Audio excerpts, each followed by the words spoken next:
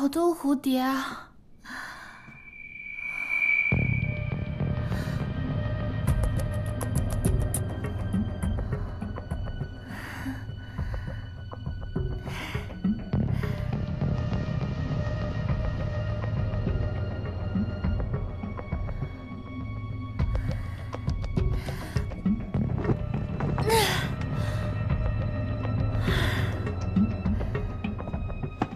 上官芷，你是不是疯了？烦死了！我不是上官芷。怎么开始说胡话了？这么疼？哎，上官芷，你清醒一点！你看着我，清醒一点！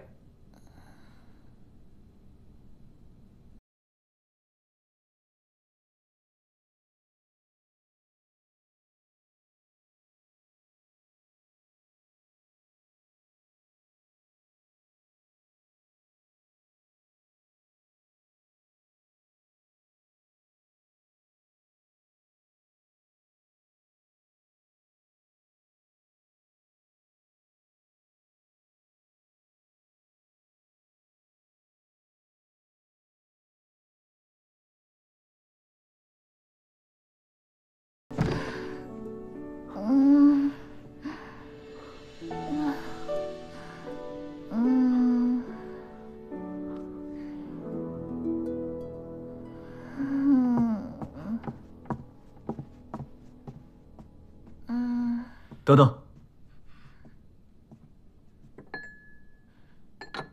这茶里掺的是什么？午时散还有幻草，这是咱们生死方最受欢迎的饮品。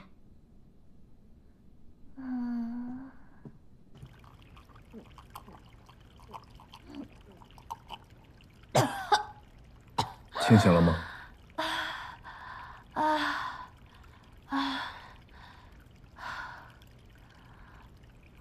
你误喝了午时散和幻草，舒服点了没？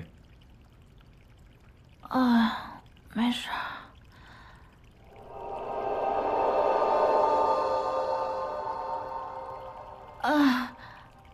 那个，我去整理一下。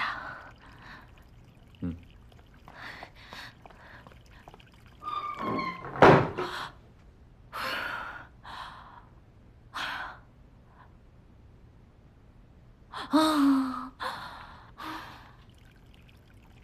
呦，早跟你说过2号会赢，你还不信吗？哎呀，那3号块头贼壮啊，谁成想这……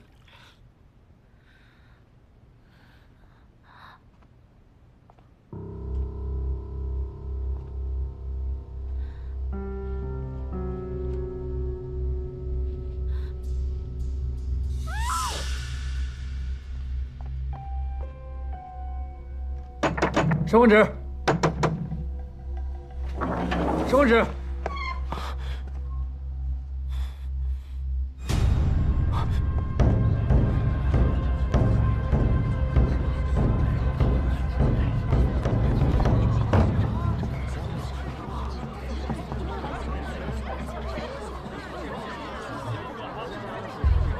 第2轮比赛开始。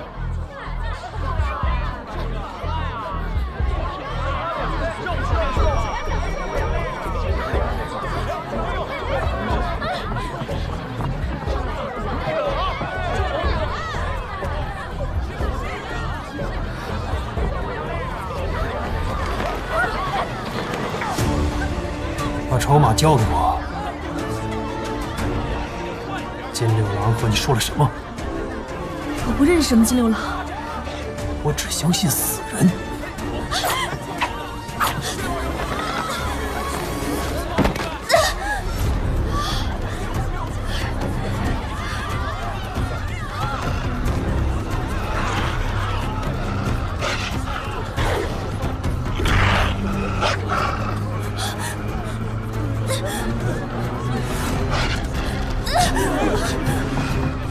上官芷，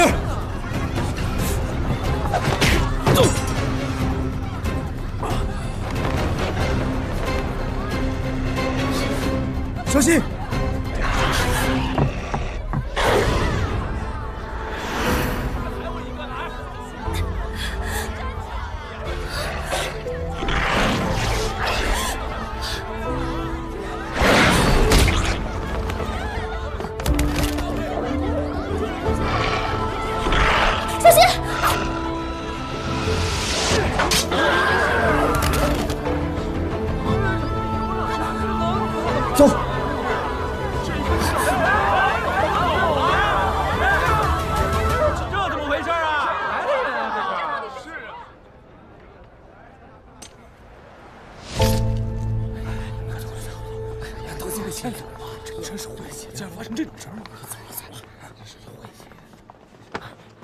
里面发生什么事了？杀人了，放逐宠妾被杀了。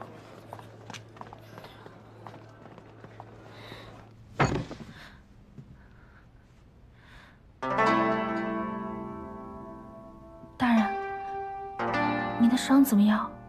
无碍，是因为我受伤的。没什么。他是你引出来的，也不算是毫无作用。这个人，好话都不好好说。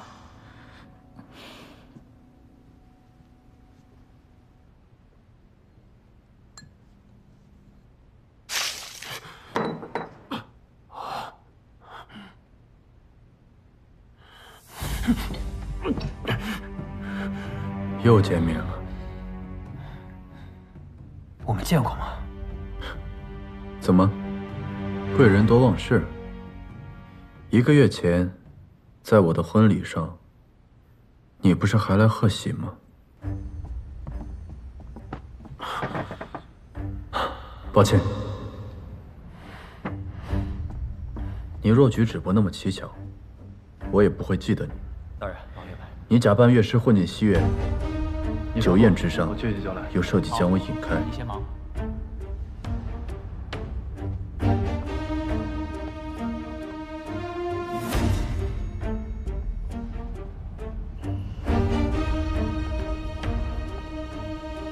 你趁此机会，换上备用的新郎喜服，冒充我去了花楼。夜色掩护，你又善于易容模仿，竟无人察觉。公子，你们下去吧，不必在这候着。是啊。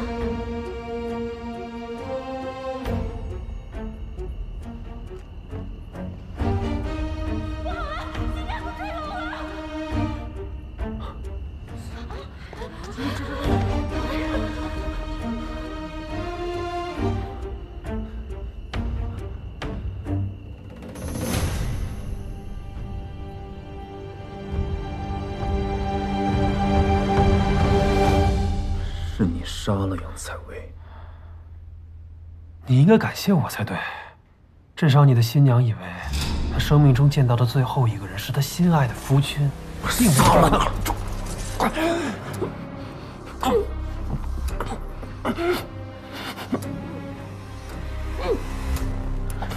大人，大人，大人，大人，你看着我，你看着我，潘越，你看着我，潘越，潘越，他是故意激怒你的，你冷静一点，你看着我，潘越，潘越。好。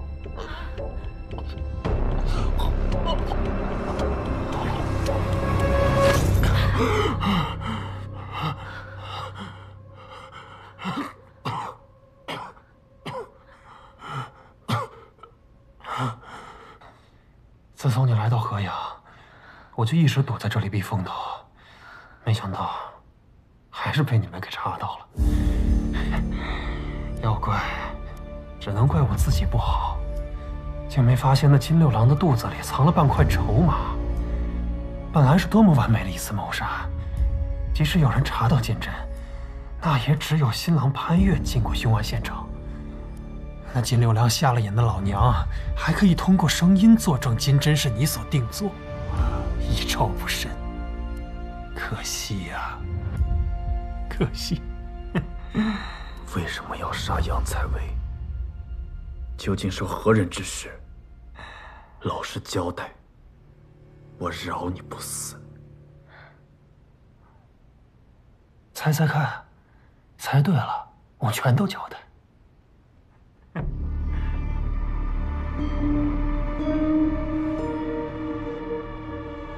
你经常出入生死坊，应该不缺银子。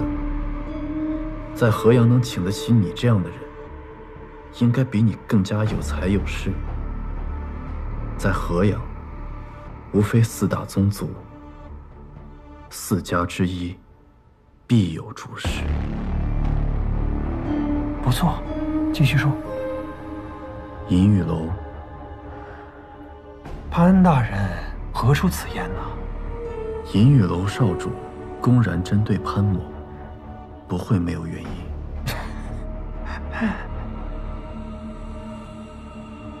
原来不是。你输了。牙齿里藏了毒。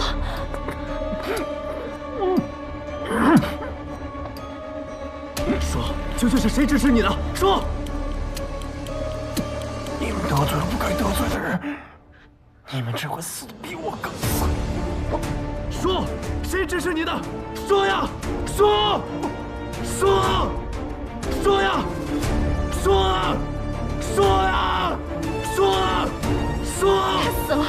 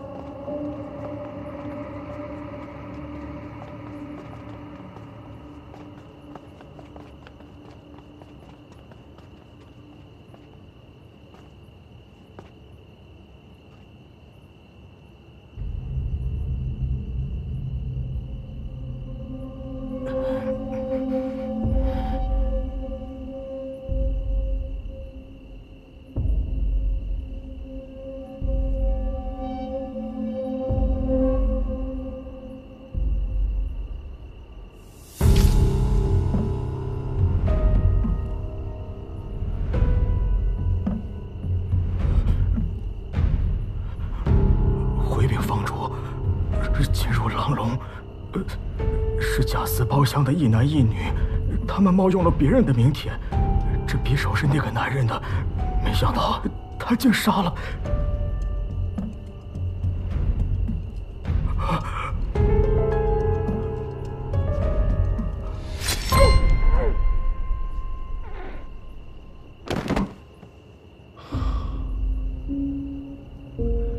1个时辰之内，我要见到这2个人，不然你们的后果就和他一样。是。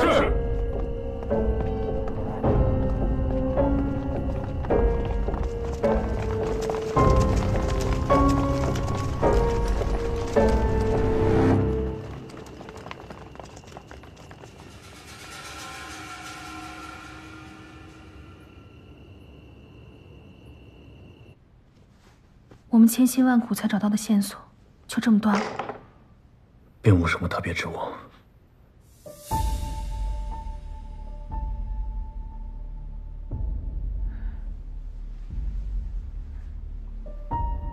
怎么了？伤口有些不太对。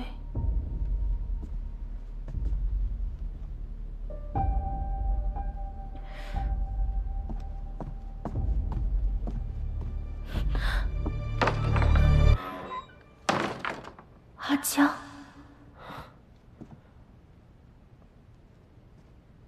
快走吧！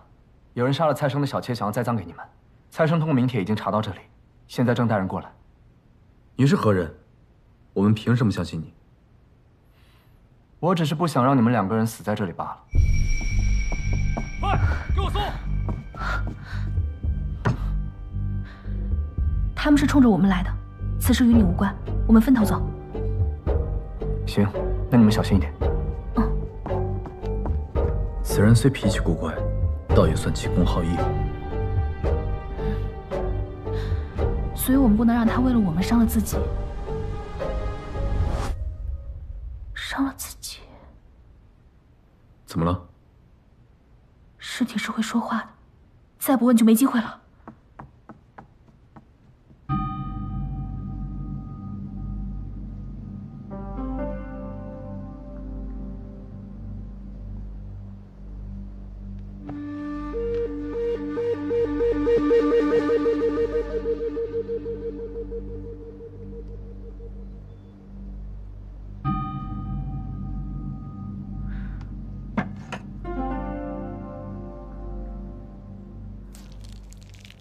这些尸体都验出了他们曾经中毒。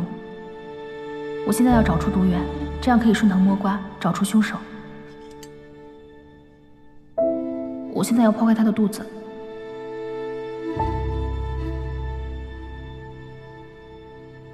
大人，你快来看，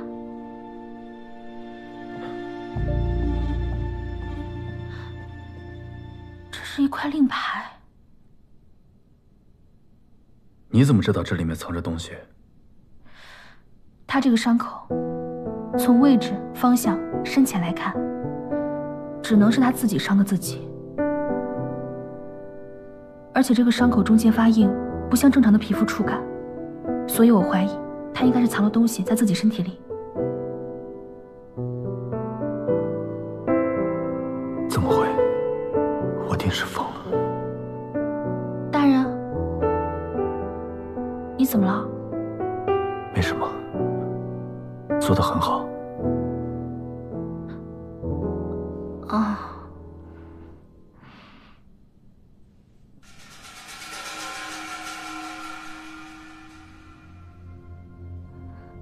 爹爹，这是什么呀？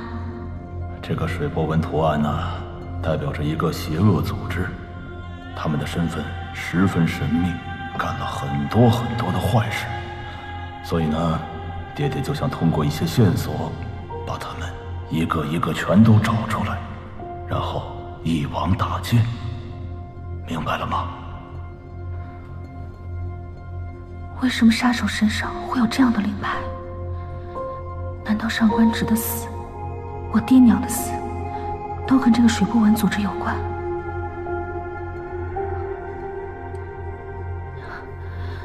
这是什么？水波纹？这个令牌背后的组织，应该就是杀害杨姑娘的幕后真凶。我们得赶紧走了。走。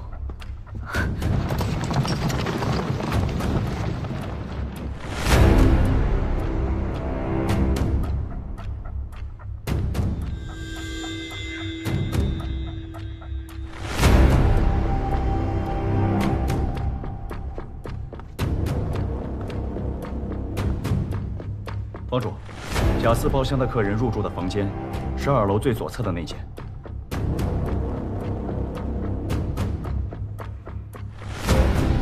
生门不走，死路自投。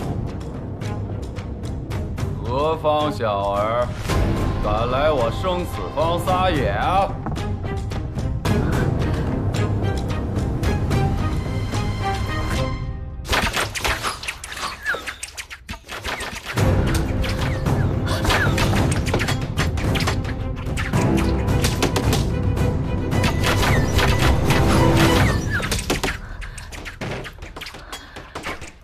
现在怎么办？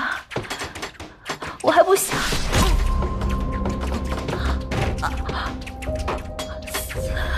公子，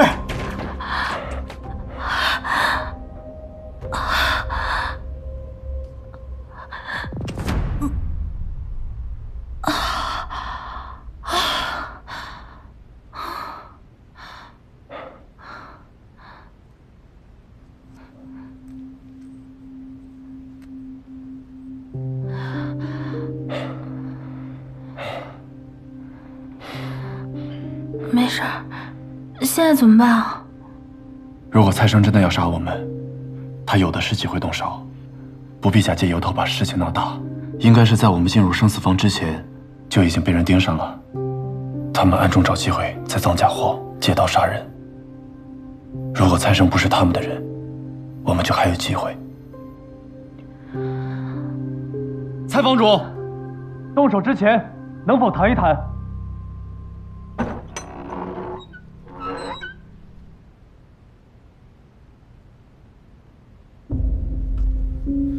房主，他就是潘源。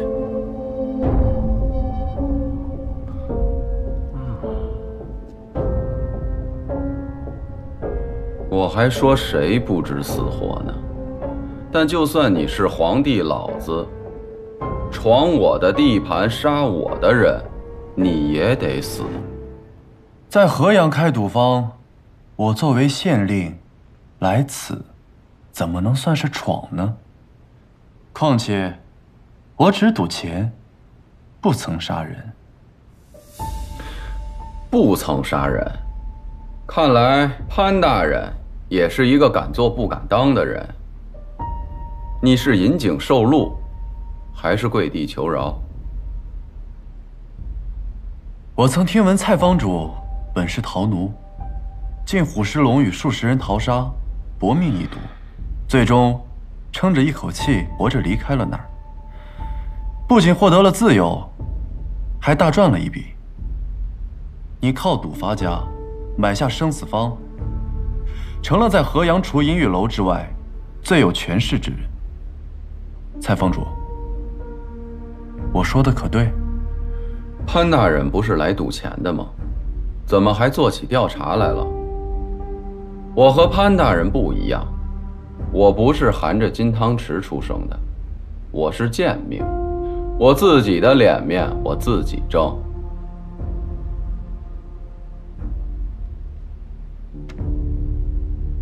我也想学一下蔡坊主，押上我自己的命，与你赌上一局。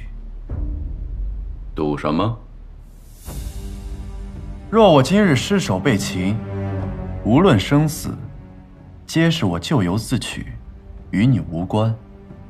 但若我可以活着离开，你还想怎样？我要你生死坊从此之后不再以人命涉赌，安分守己，不再与县衙作对。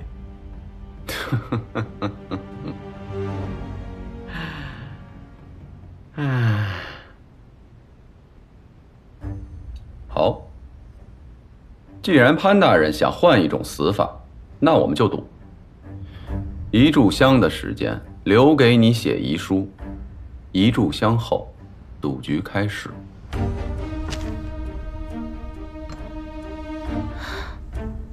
大人，你真写遗书啊？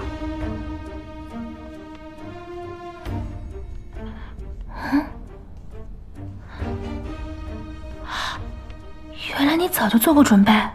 我可不像你，什么都没准备就敢硬闯。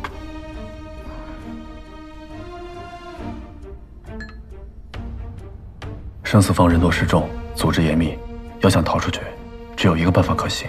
他们的目标是我，一会儿我在这里牵绊住所有人，你去三圣的书房找一个鱼尾形的钥匙，找到之后，我们再顶了会合。好，大人，小心。你也是。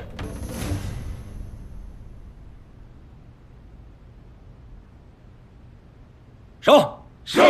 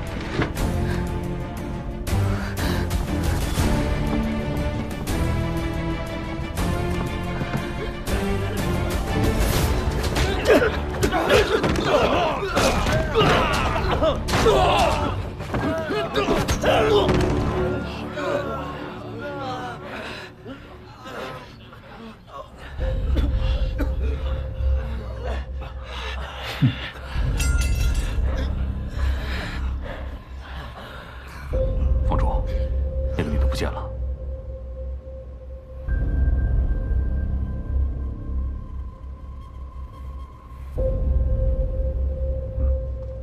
你们几个，跟我来。是。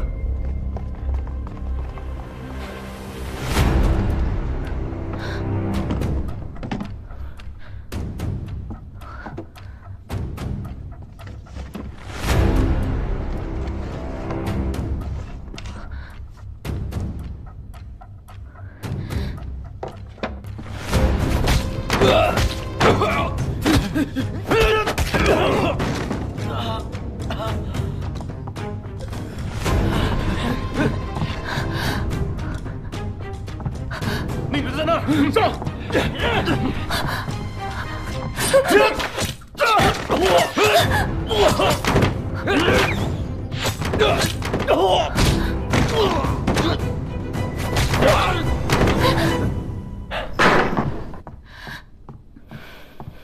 拿到了吗？拿到了。走，上楼。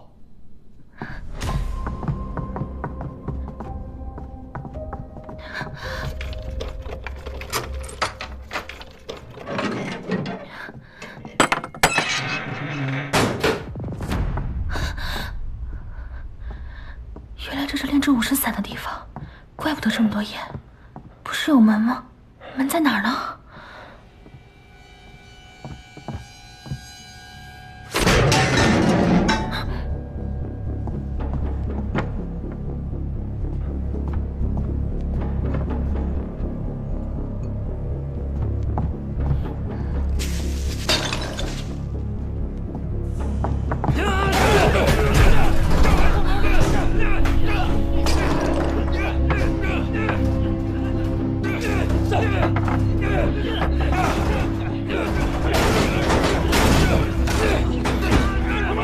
自寻死路，把门给我撞开！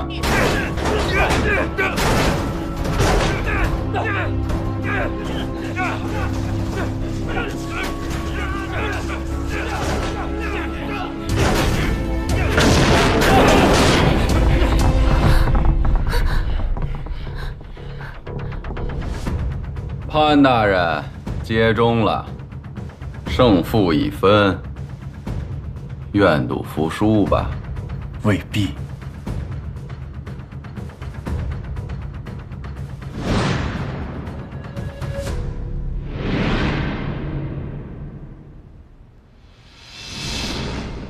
走。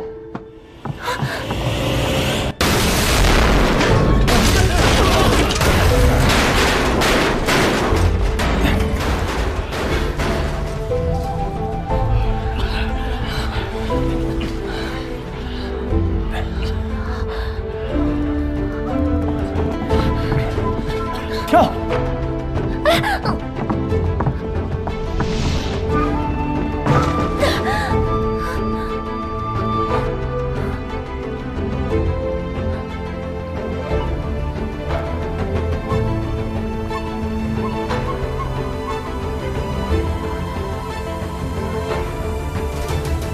帮主，他们的船走不快，我现在带人去追。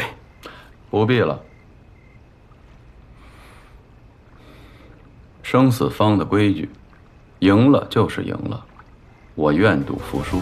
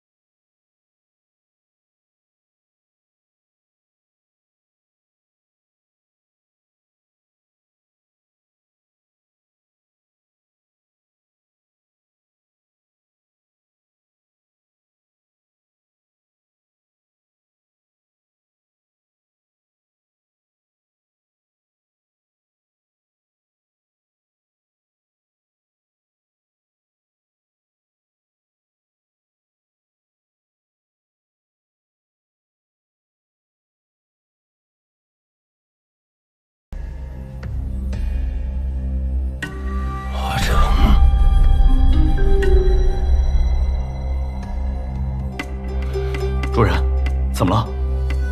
潘越拿走了令牌，看来我们的秘密已经藏不住了。那怎么办？我们县衙里的眼线该动一动了。从现在开始，我要知道潘越的一举一动。是。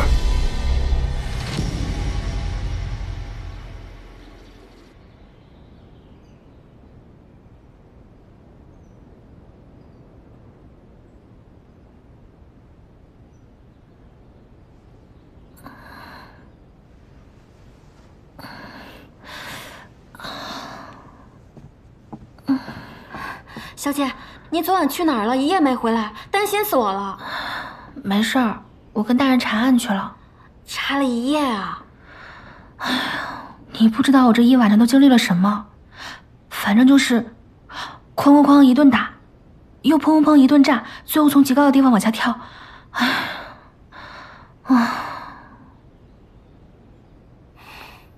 别人追夫拼的是人，小姐你追夫拼的是命啊！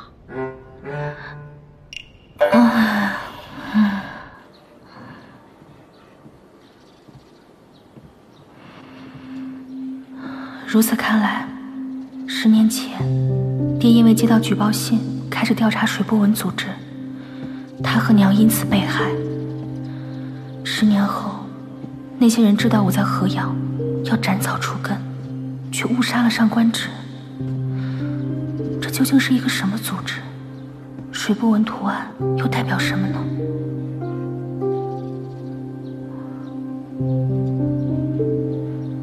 既然潘越不是凶手，那我是不是不用再隐瞒自己的身份？要不要将往事告知于他，与他一起调查呢？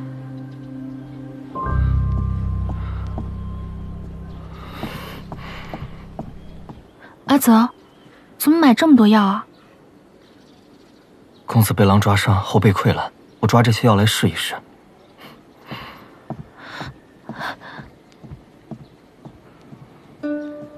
潘越被狼爪抓伤，伤口易溃，普通的金疮药只能治表，得生肌散才行。对了，上官芷的胭脂水粉里有生肌散。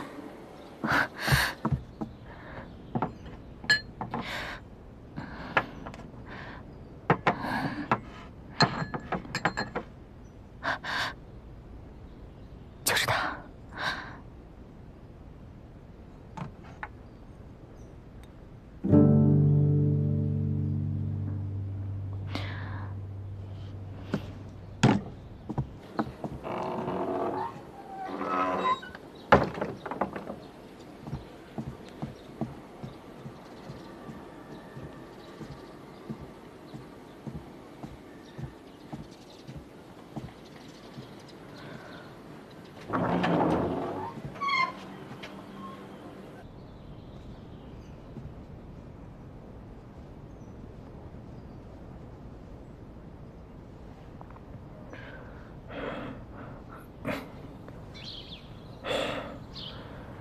还是你来吧，背上的伤擦不到。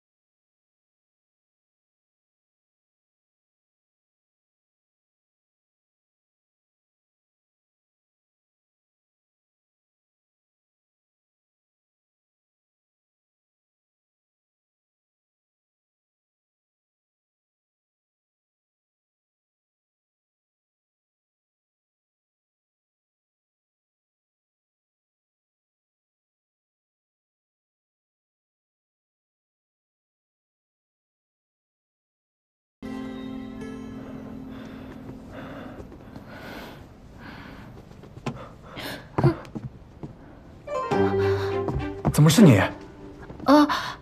那个，我是来感谢你的救命之恩的。你这个狼爪之伤是不易愈合的，所以我送了生机散来。放着吧，让阿瑟进来。你这还没包扎呢。不用，我自己来。但是，你是因为上官之我说，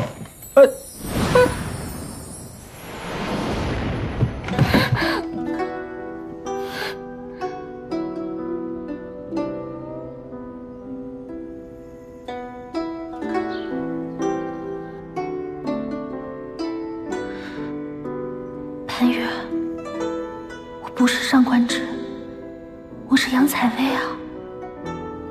杨采薇，为何一看到他的眼睛，就总想到你呢？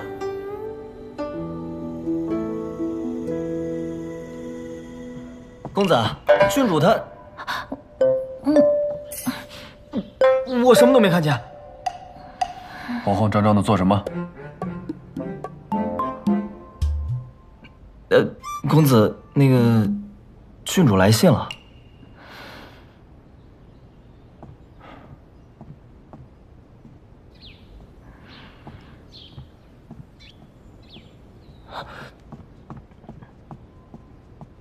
是啊，我怎么忘了还有郡主呢？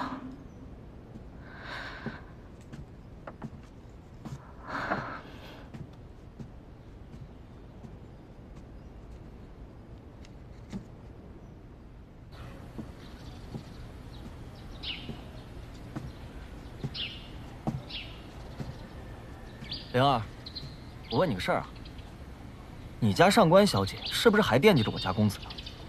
我实话实说啊，我家公子是有婚约的人，你要真为你家小姐好，就该劝他死了这条心。你家公子新婚的夫人刚去世，他就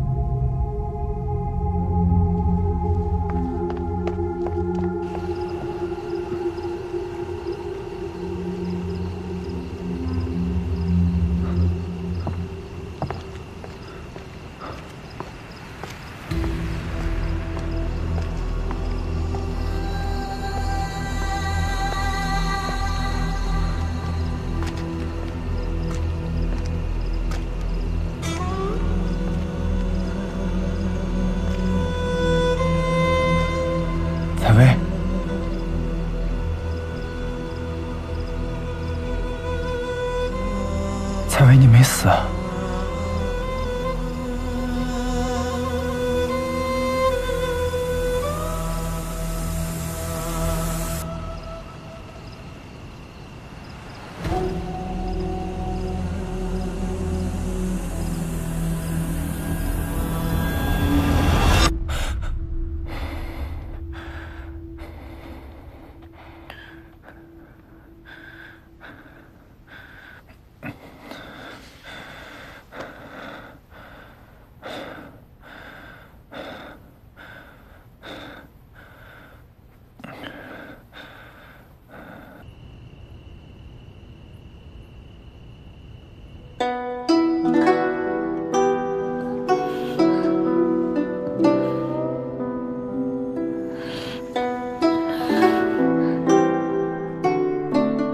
我这是怎么了？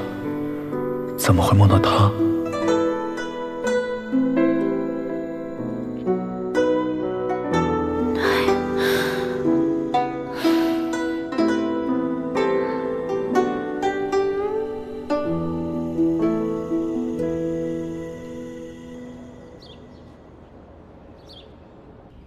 大人的伤好多了，但是暂时不能碰水，万一引发热毒，那就麻烦了。对了，大夫，大人有何吩咐？有没有一种病症会让人产生错觉？何种错觉？大人可否详细说说？就是明明不相同的两个人，你总会看成一个人。看错人了。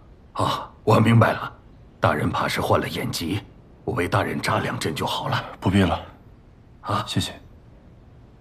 啊。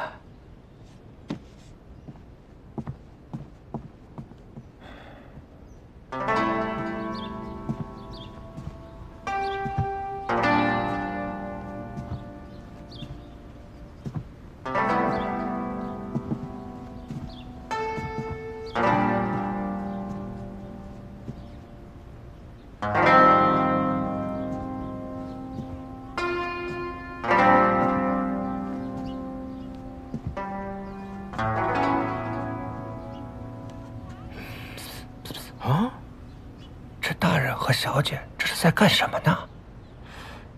哎，别的管闲事。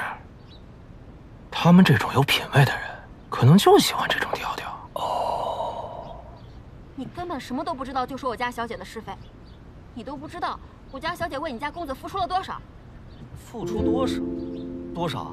不就是在县衙里卷宗吗？何止啊！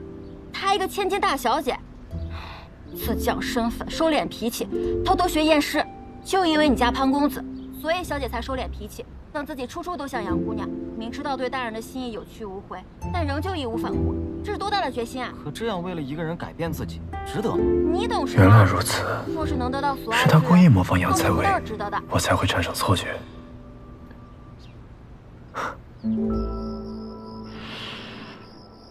既然心里有了决断，就不许再左右摇摆，郁郁不振了。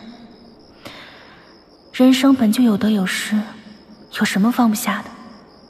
干了这杯酒，日后与他坦率相待，一起查出真凶便是。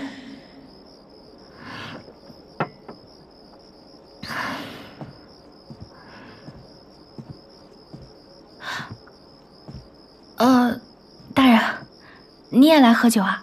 你坐。无妨，你先来的，你坐吧。大人心情不错，竟有闲情逸致来此小酌。是啊，想明白一些事情，拨云见日，自然开心。你看起来也很惬意嘛。我也想明白一些事情，轻松不少。心中无事，清风自度。大人，你慢慢喝，我先告辞了。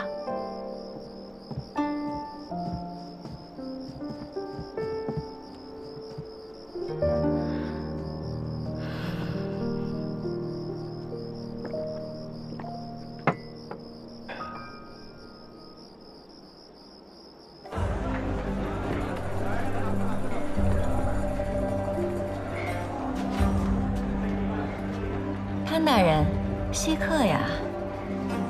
青姑娘熟知河阳，消息灵通，有样东西想让你帮忙认一下。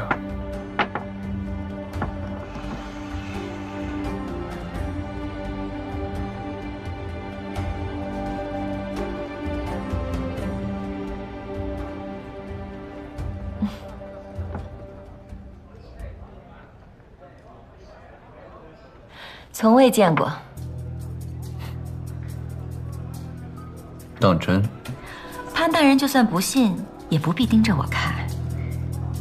欢场女子，脸涂脂粉，又饱经世事风霜，就算是你盯着看，也看不出什么来。我与大人既然已经结盟，定会知无不言，怎会欺瞒大人？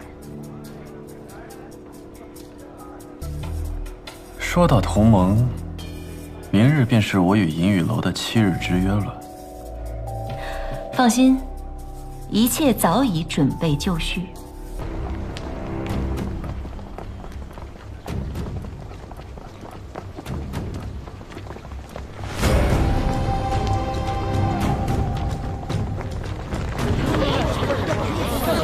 只剩3个，潘大人这关可难过喽。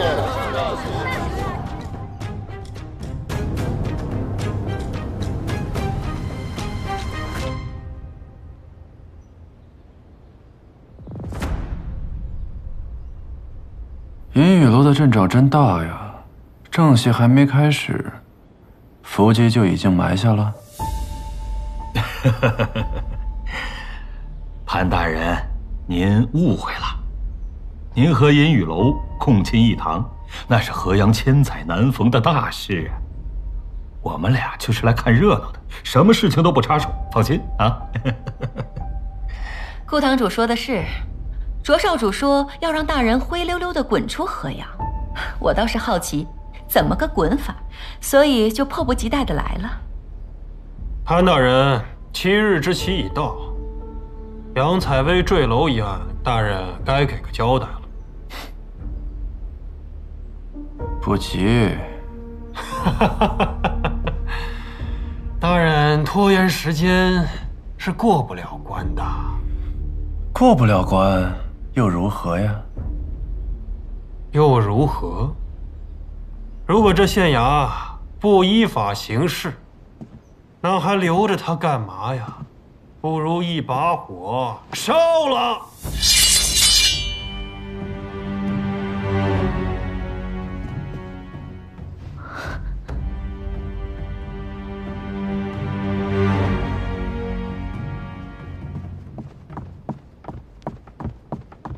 大人，坠楼案真凶已经带到。带上来。是。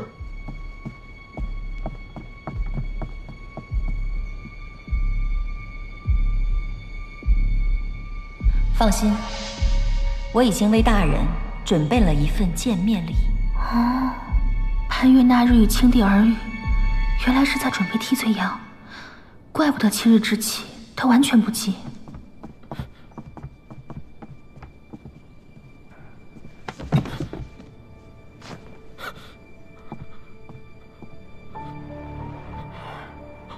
是你？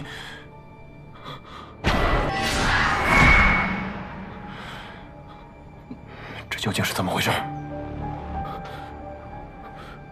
我原本是沉香主的手下，那个丑八怪害死了沉香主，我誓要为沉香主报仇，假扮成宾客，潜入了大婚现场，找机会把那个丑八怪打晕，然后推下楼摔死。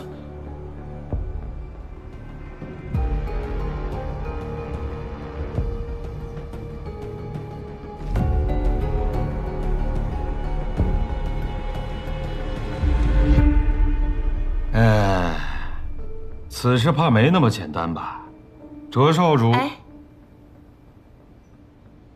卓少主疼惜河阳百姓，要为杨姑娘一案寻个真相，这番心意真是让我等心悦拜服。至于这个小贼，胆大包天，自然与银雨楼无关。误会一场，我们没有必要因为一个小贼与官家失了和气。孙堂主，你说，是不是啊？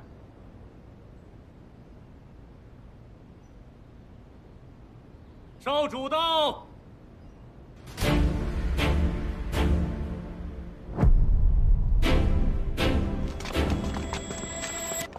参见少主。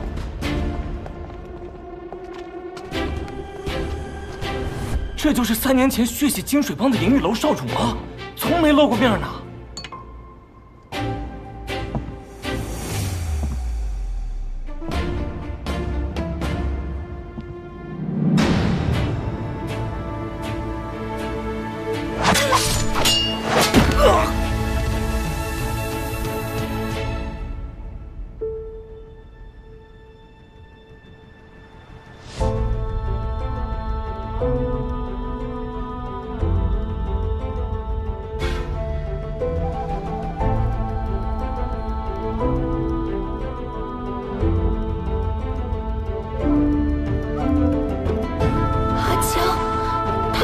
少主，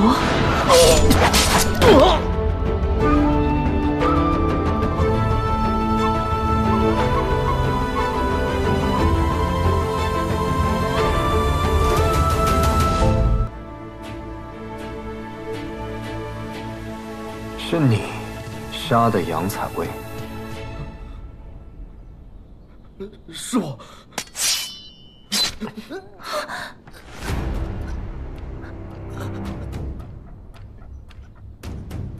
是你杀的杨采薇。是我。沉香主这几个手下，一个比一个贪生怕死，你竟这般有骨气的出来硬扛，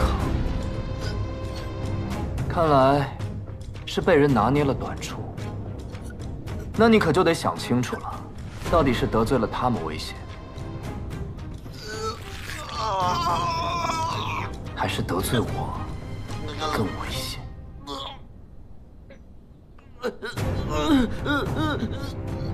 少主手下留情，听我解释。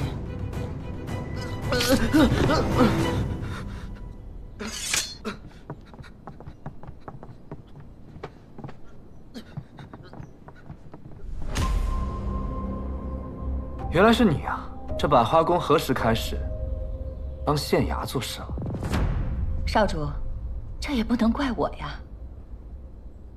前几次宗法大会，你都没有出面，只是派人传话，说要对付潘大人，让我们不要插手。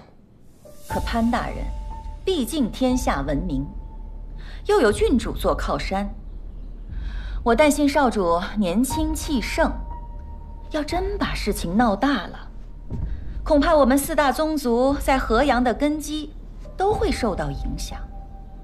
所以我想牺牲一个叛徒的下人，去换得争端平息，大家和平相处。少主，你不会怨我吧？没想到公主这般为我考虑，那我自然还是要谢谢您老人家了。少主客气。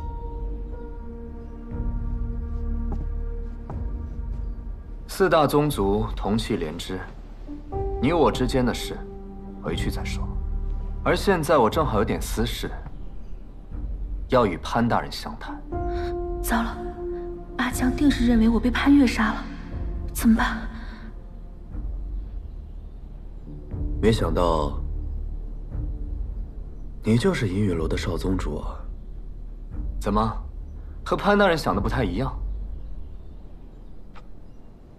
貌若寒冰，应是狼顾。卓少主还真是有一双杀人如麻的眼睛啊！潘大人说笑了，在下是读书人，以打打杀杀为业，并不是什么光彩之事。不过，杨采薇对我有救命之恩，我发誓报恩，她却因你枉死。今日无论如何，潘大人必须要给我一个交代。所以你在生死方示警，是想等到今天亲自动手？当然，不亲手杀你，又怎能消我同是挚友之恨？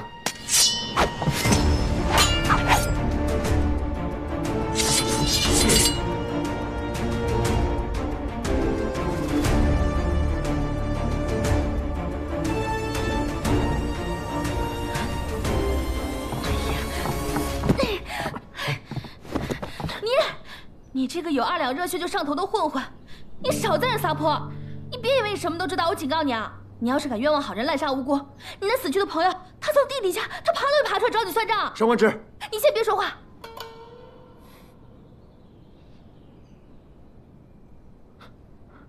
给我闭嘴！你这个只有2两热血就上头的小混混，再不给你包扎你就死了。你刚才说什么？你这个有2两热血就上头的混混。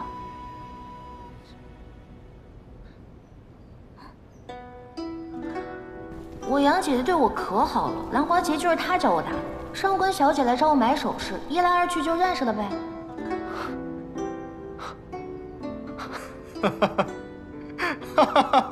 阿江又发什么疯啊？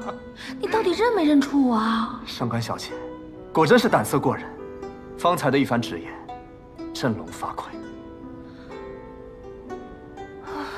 刚才确实是在下鲁莽了。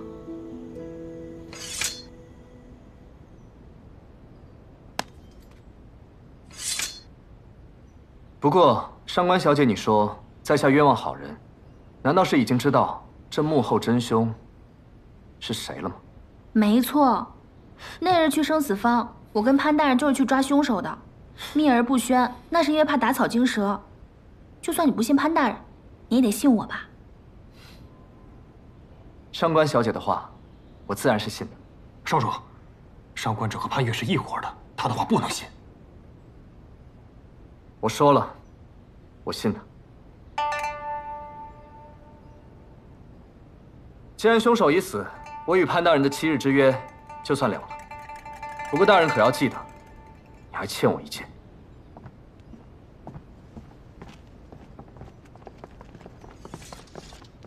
不是走了？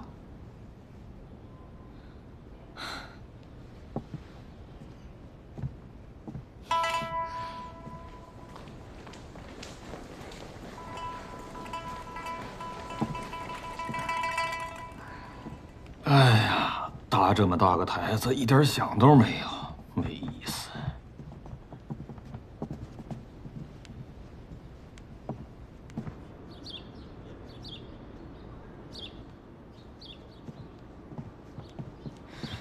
我刚才那么一闹，他定然又会嫌我多事，说不定还会以此为借口赶我出县衙。不行，我得想想办法，先发制人。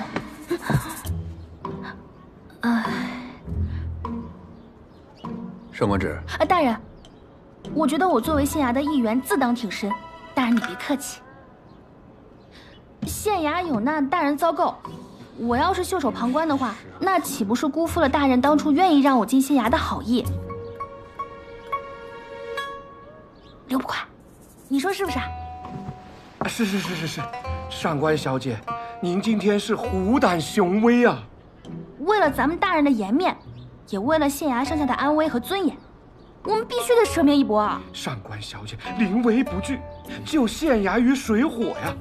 简直是一女当关，万夫莫开。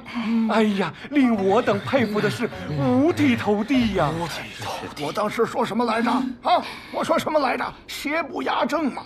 你别看他银玉楼他狂还能狂得出咱们上官小姐和潘大人的手掌心吗？是，严重了，严重了，严重了。如此说来，我还应该谢谢你了，是吗？我是大人的属下，所以这是我分内的事情。你还清楚自己的身份啊？是谁让你当众在公堂之上说出凶手之事？又是谁让你当众与那卓兰江发生冲突的？想要留在县衙，就该弄清楚自己的身份。若你再这么自作主张、以身涉险，我马上让阿泽把你丢回上官府。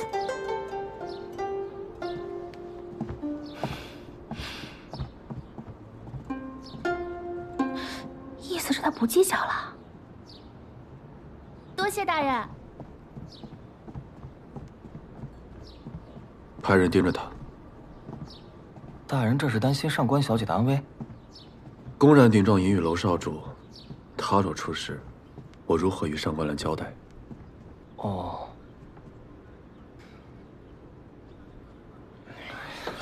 李胖，李胖，你干嘛呢？怎么还不开饭啊？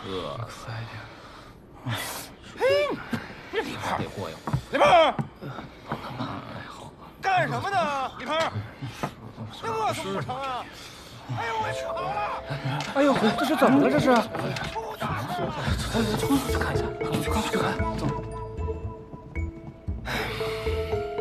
啊，这定是卷了采买的银子跑了呀！哎呀，我就随便说一说，他还真跑了。那关键咱们中午吃什么呀？对呀，哎呀，对呀，饿着我们不要紧，饿着上官小姐事儿可就大了呀。我饿一顿没关系，我习惯了。那怎么能行呢，小姐？我自己的小姐，我自己来照顾。哎，我可以。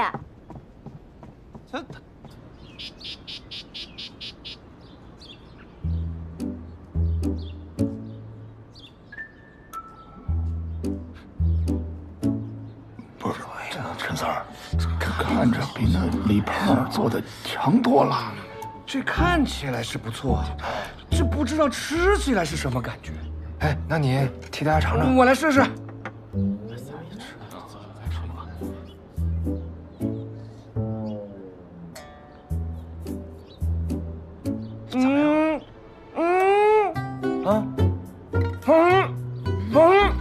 哎呦，你看不行，你给人做的不能下凡啊！是，我尝尝。那个，你让我这酒过来。小姐，好歹我们今天也扬眉吐气一回。以后啊，每年的今天，今天多少号来着？4月初六。对，以后每年的今天4月初6，我都得好好的喝一杯。没错，喝一杯。对呀，今日是初6，跟阿江约好每月1醉的日子。他既已经认出了我，会不会去酒馆等我？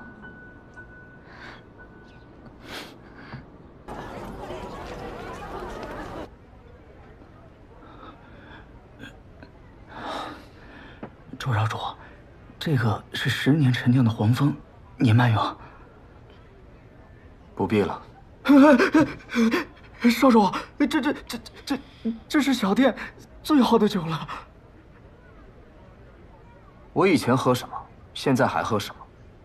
还有，以后不要叫我少主，就当做不认识我。是。回来，酒拿走。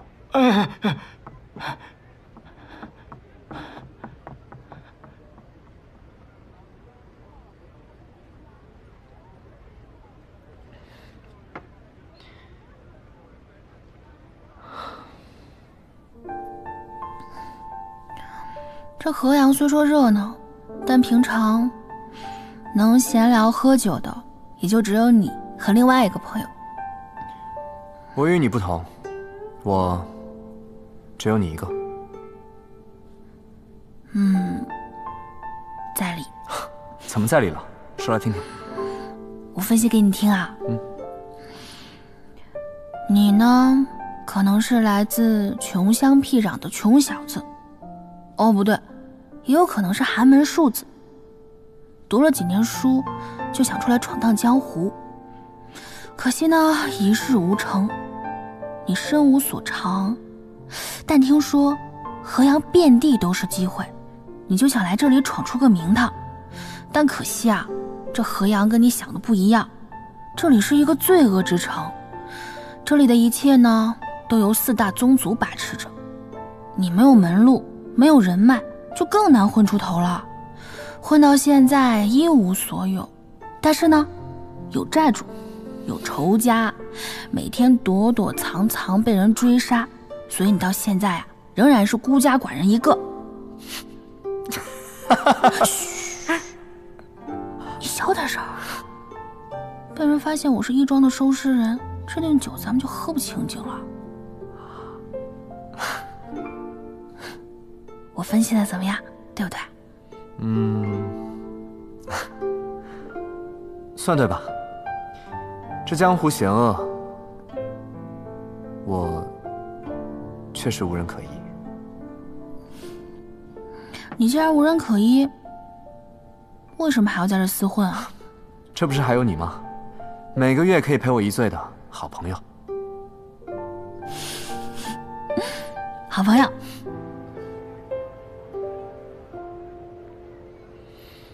少主，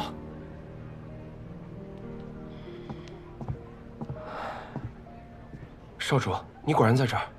何事？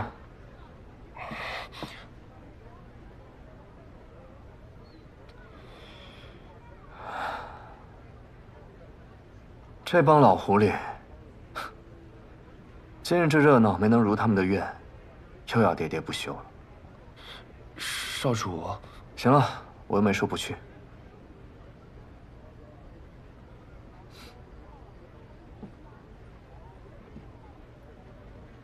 小二，哎，这壶酒留着，一会儿自有人来喝。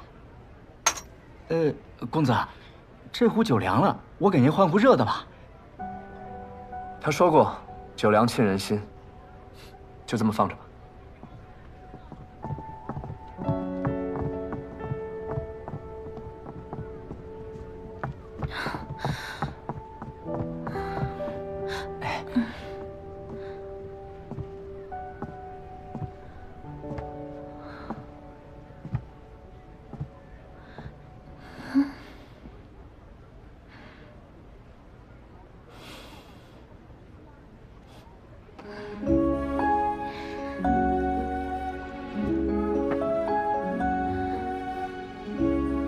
知我者，莫过阿江也。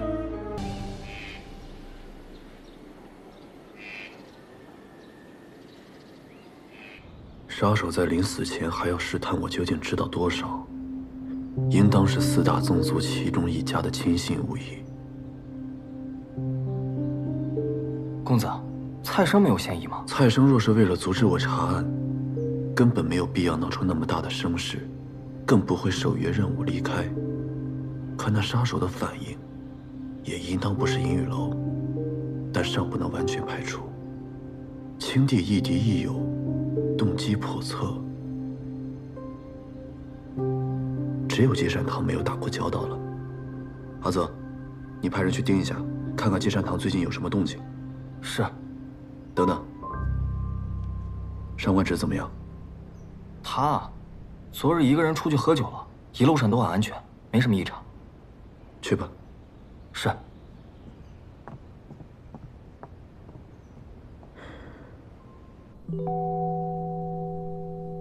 这令牌上的6到底是何意？水波纹组织在河阳经营已有10年，这么多年不可能没有留下任何线索，不妨去当房看看。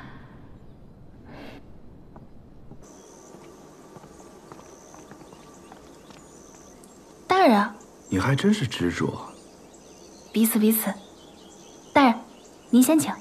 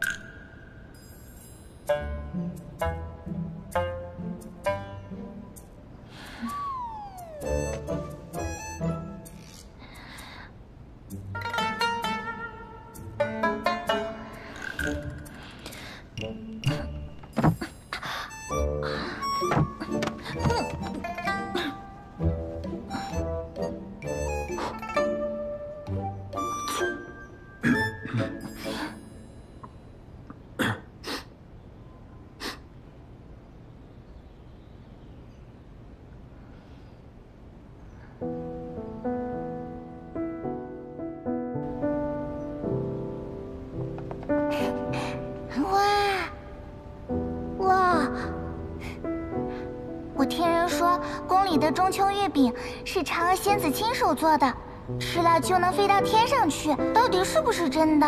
万一你飞走了，我怎么办？傻子，我肯定也会带着你一起呀。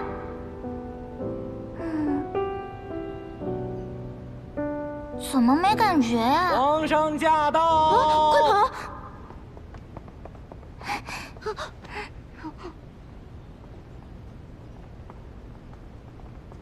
跑！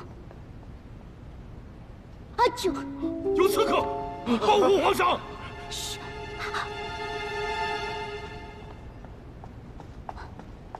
月儿，玉饼是我偷吃的，皇上要砍你就砍我的头。不是潘越，一人做一人当，玉饼是我吃的，皇上要砍就砍我的头。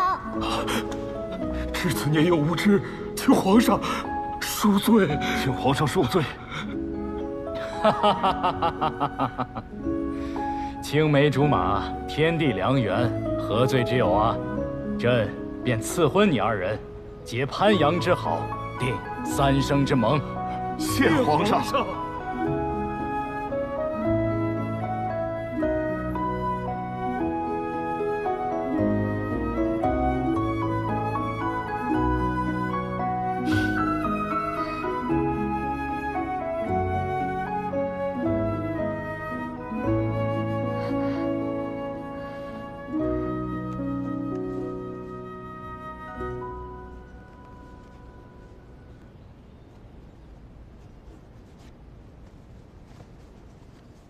没想到，河阳积压了这么多悬案，这些卷宗的背后，不知有多少含冤受屈的百姓。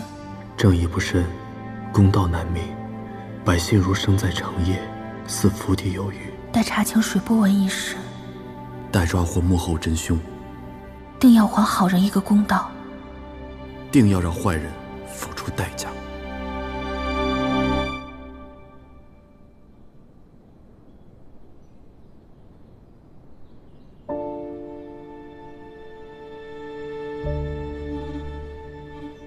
杨采薇，杨采薇，杨采薇，少主，少主，打听到了，杨姑娘她死了。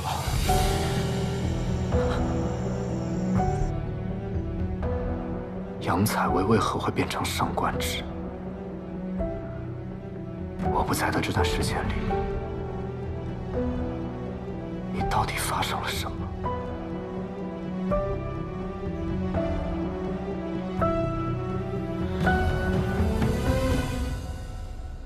阿福，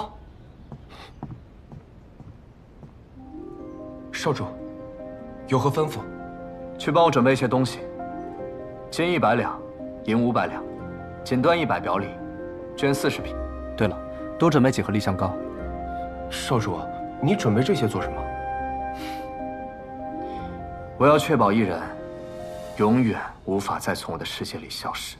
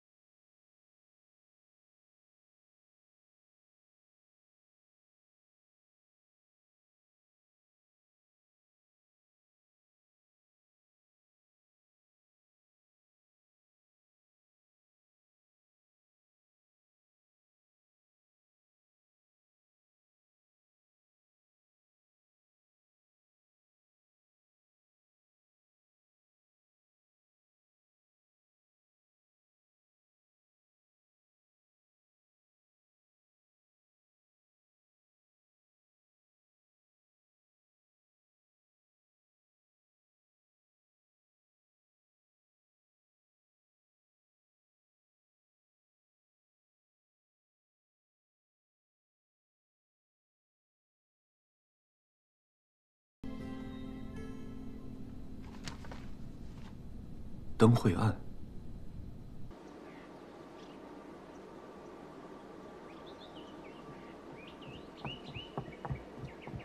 大人，问你一事，河阳有一只经未破的悬案——灯会杀人案，你可还记得？记得，当时此案闹得沸沸扬扬，正是属下经手调查。我看卷宗上记载，在凶案现场有发现一块令牌，那令牌如今何在？那块令牌被人偷了。偷了？啊！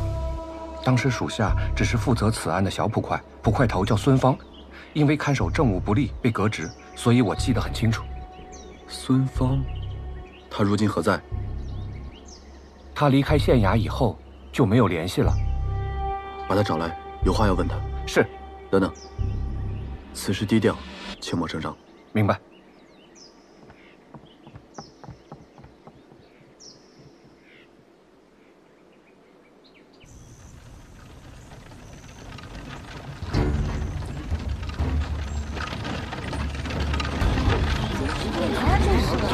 他们是阴雨楼的人，这怎么又跑到县衙了？不会又来找潘大人麻烦吧？找麻烦应该带家伙来呀，我怎么感觉他们是来送礼示好的呀？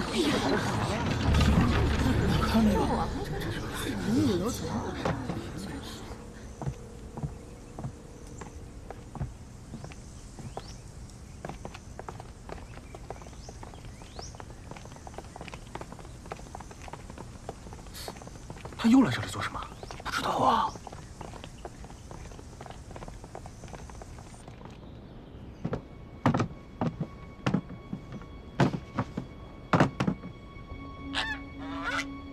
少主，你们先出去吧。是。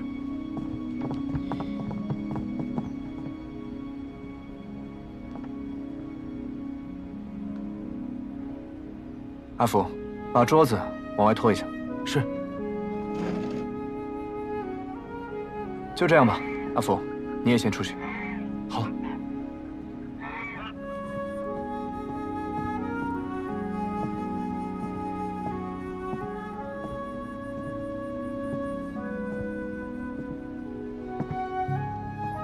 潘大人，又见面了。卓少主，你这登门是不是也太轻了？今天又是唱的哪一出？你放心吧，今日我不是冲你来的，而是找他。啊，卓少主。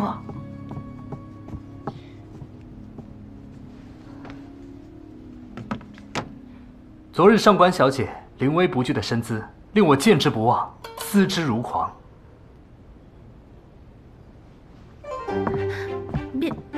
别胡说！没胡说。那个，卓少主，咱们俩呢也就见了一面，你这样实在是太突然了。司马相如与卓文君一曲定终身，我对上官小姐亦是如此。啊？阿江，你葫芦里卖的什么药？哎呀，卓少主想上演一出凤求凰，我本不该干扰，只是这里既是县衙，而上官芷又是衙内之人，他若是不愿意的话，恐怕我还是得命人请你出去。那个，倒也不必。那你是愿意了？啊。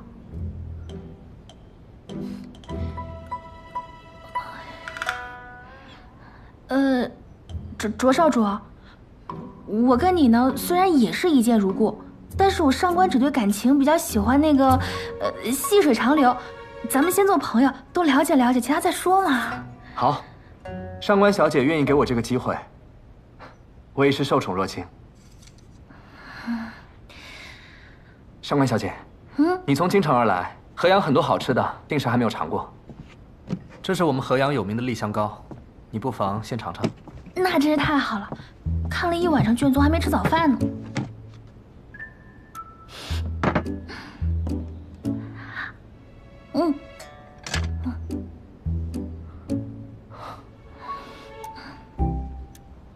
不会吧？我们名满天下的潘大人，竟会如此苛待下属？自是比不上卓少主笼络人心的手段啊。不过这里既是县衙，那自然有县衙的规矩，当然不是些寻常的江湖帮派可比的。谢了。潘大人，你误会了，我对你，还有这个县衙，是一点兴趣都没有。我是怕自己心爱之人在此受委屈，我去给你拿水。对了，卓少主前几日在公堂上说，杨采薇是你的救命恩人。他没和你说过？看来他对你还是有所保留。他居然答应嫁给我，那我们自是两心相悦。会不会是你对他来说无足轻重呢？这很难说吧。哼。唉，杨采薇啊，杨采薇，若是你泉下有知，能否指点我一二？你到底是恨他，还是信他？需不需要我为你出这一口恶气？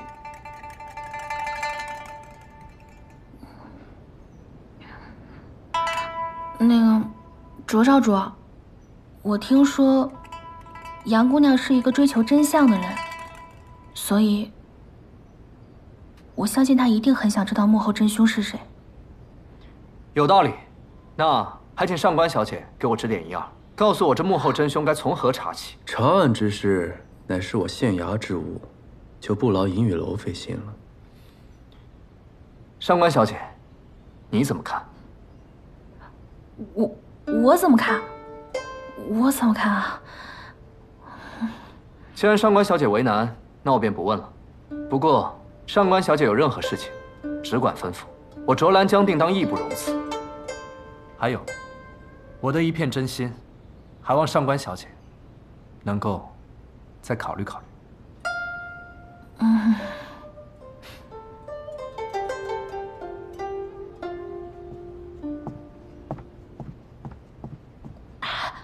我真不知道他今天来。你自己的私事嘛，你自己处理，只是莫要因私害公。还有，召集所有人，半个时辰之后在这里商议案情。啊！什么乱七八糟的，把它收了。啊，我收。还有半月，便是夏至。听说河阳以往都会在这一天举办灯会，万人空巷，蔚为壮观。不过，因为5年前的一桩悬案，这个灯会因此取消，殊为遗憾。今年是我来河阳的第1年，我打算彻查此案，给河阳的百姓一个交代。大人，前任县令对此案已有定论，乃是恶交杀人，这旧案再提，恐有不妥吧？哦，旧案不能重提，这是哪儿的规矩啊？这没有这个规矩，只是什么？刘捕快，你难道还想继续敷衍搪塞吗？哎呀，不敢！大人要查此案，小的一定肝脑涂地。上官芷，把卷宗记录跟大家详细的讲述一遍。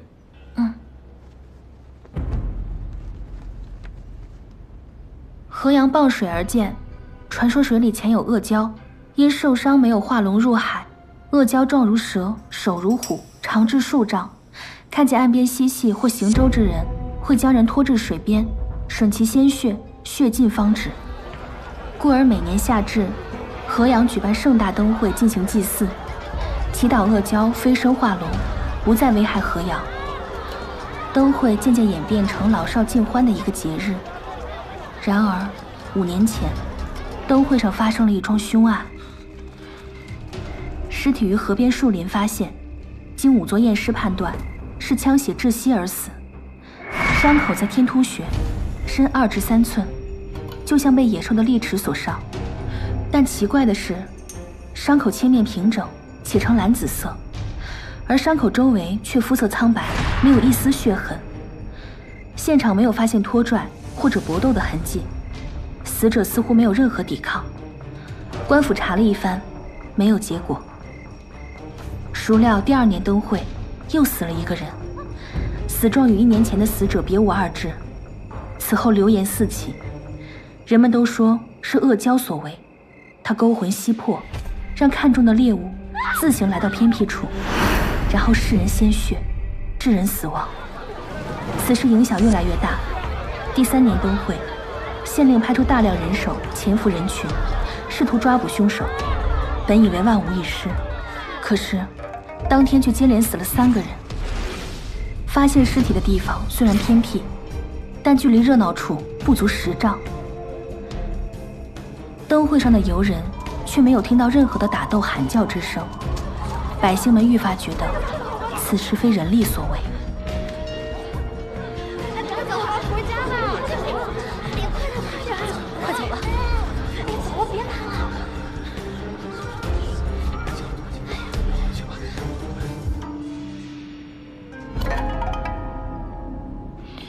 从那之后，恶蛟嗜血的说法也就甚嚣尘上。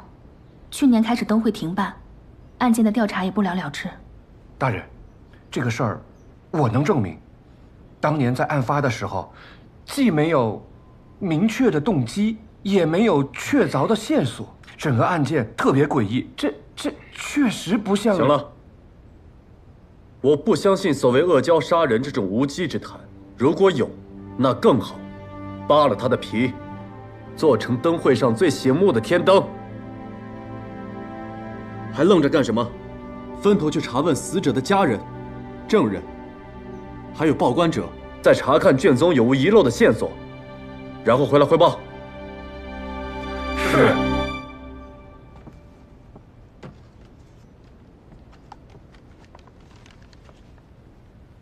那我先去询问灯会案第1个死者乔叔的2个女儿，上面说他们在银宇街卖冰饮。哎呀，你说说这，没法整。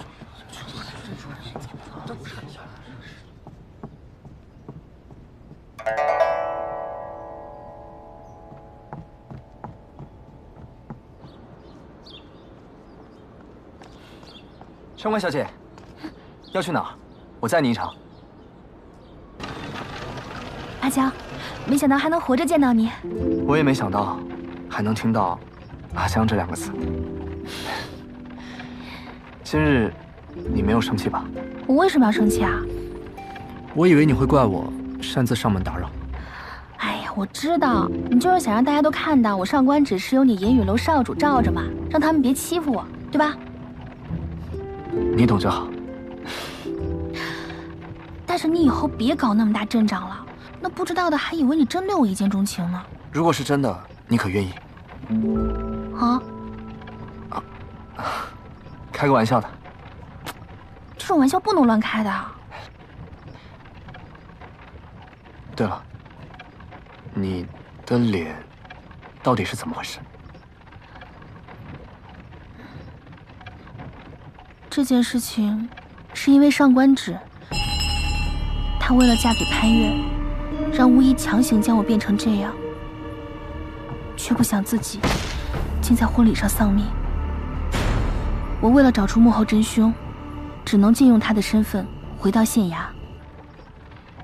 倒是你，怎么我3年前认识的小混混，如今摇身一变，成银宇楼少主了？所以你愿不愿意跟银宇楼的少主做朋友呢？所以我以后应该叫你阿江呢，还是卓少主啊？想叫什么就叫什么。还是阿江好一点吧。阿江挺好。对了，你还没说呢，你为什么瞒着我装了3年的小混混呢？我还这么年轻，还没有到回顾往昔的时候吧？快说。3年前，我爹被金水帮暗算，我从京城回到河阳，接掌银宇楼。那是我这一生最黑暗的时光。为了保下我父亲打下的基业，我逼着自己成为冷酷无情的少主。丧父之痛，无人可受，甚至连一滴泪也不能流。直到那次受伤，我遇见了你。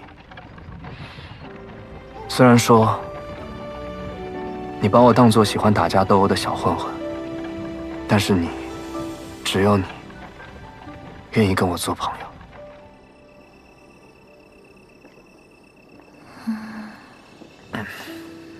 我今天背了37具尸体，我背我都直不起来了。回来的路上，还有一群小孩跟着我，一直用石头砸我。本来呢，我以为这些年我也习惯了，日子嘛，总是喜乐少，辛苦多。这不就是普通百姓的日子吗？可是有时候吧，还是堵得慌。都一样。我曾经以为，我堂堂男子汉大丈夫，就应该锄强扶弱，纵横江湖。可是睁眼一看，除了阴谋算计，就只剩下你死我活。活着怎么就这么难啊？老天爷，你可真会玩啊！你说，我给他们的亲人入殓下葬，为什么他们还要辱我骂我？为什么呢？为什么我身边的人，除了怕我，就是算计我，还要杀我？去他的李老板、王掌柜，去他的银雨楼、金水帮！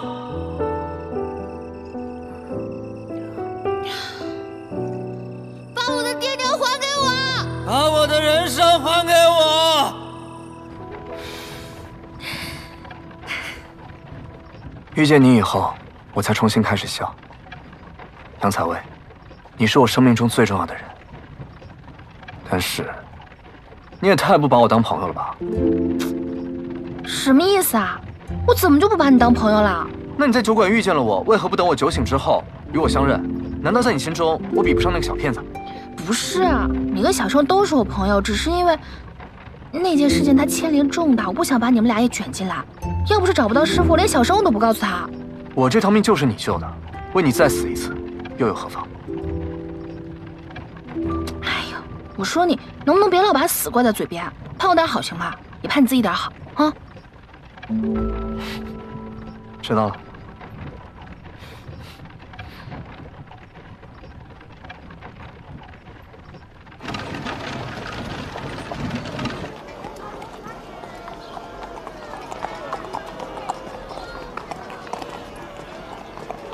客官，里边请。大人，前年灯会案最后一名死者田华，就是此店的少东家。案发以后，我多次访查，绝无遗漏。不是潘大人吗？哎，你们快看，那不是潘大人吗？还真是潘大人，可怎么看着有些憔悴啊？听说啊，卓少主为了上官小姐和潘大人大打出手，今日还去了衙门送了聘礼，恐怕已经抢走美人芳心了啊！那我们可要好好招待，若能让他重新光彩照人，我们店就出名了。也不知强叔的女儿在哪儿摆摊儿。放心，来了我的地盘，找个人还不容易。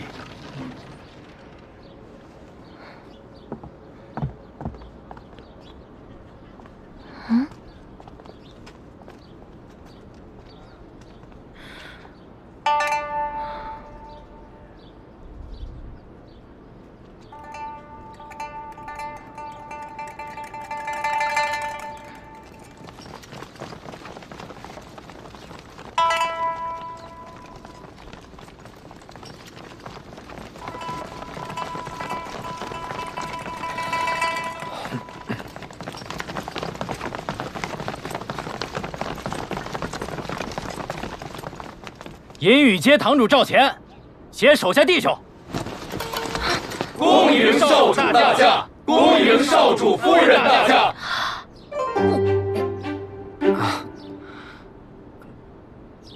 不是我，我要真想给你准备惊喜的话，也不会准备这么俗套的场面吧？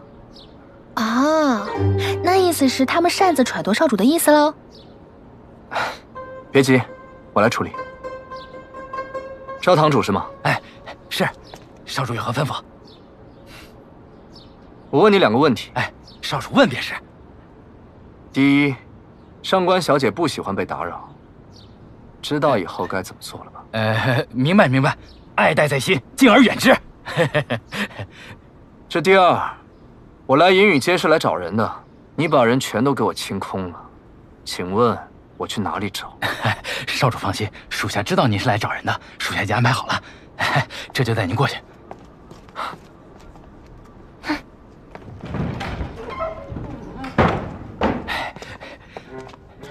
回少主，银雨街摆摊的小贩都在这儿了，我亲自派人抓的，一个都跑不了。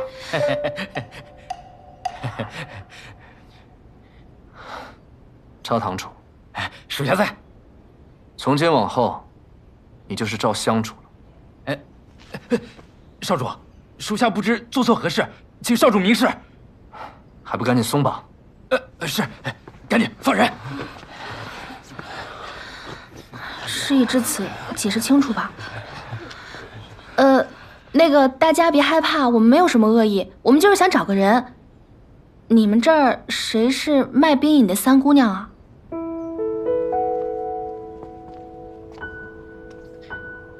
我就是。我问你们一个问题，谁能回答，我就留下谁。大人请问。你们以前的少东家叫田华，对吧？他有什么仇家？死前又与谁结过什么恩怨？田少爷人可好了，哪来的什么仇家呀？对啊，他和气生财，从不跟别人结怨。可惜这么好一个人，竟然被恶蛟给咬死了。唉，真是一想起来就让人难过。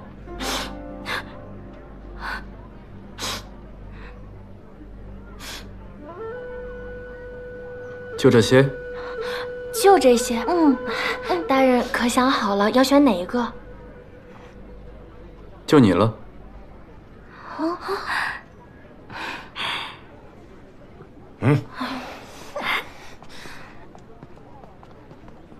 哦，原来潘大人是这种口味。点什么头啊？还有你。什么？躺下。这位是卓少主，这位是上官小姐，他们问你问题，好好回答。姐姐，她要吃了我。你别怕，她逗你玩呢啊。这是蜜饯，送给你吃。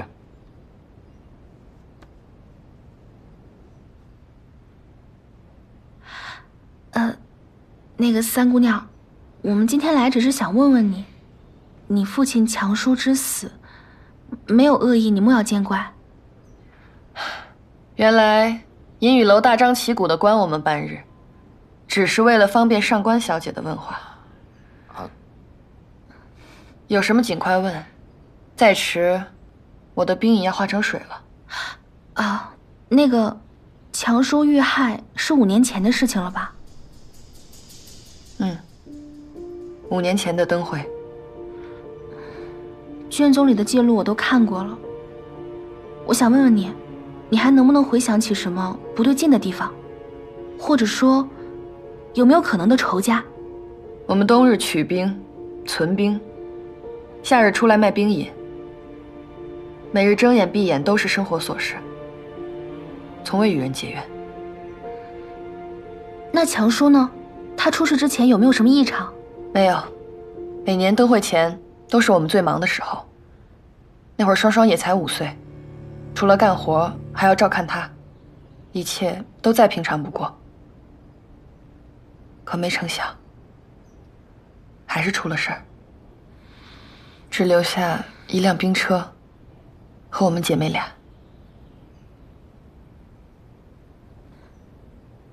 想问一下，强叔的尸体葬在哪里？我想去看看。没有尸体，为什么？我爹下葬后没几天，他的坟墓附近出现了一些动物尸体，伤口跟我爹的一模一样。我把这事儿上报县衙，他们根本不理睬我。但后来几年都会接连死人，那些人的坟前无不如此。我们越来越害怕了，我教伤人的事儿也越传越邪乎。于是，县令便派人将所有遇害的尸体都挖出来，扔进河中，献祭恶教。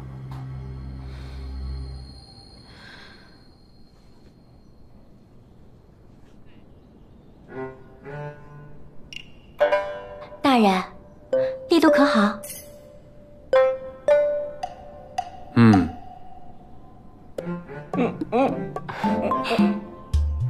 你叫什么？小翠。小翠，你告诉我，你们方才在隐瞒什么？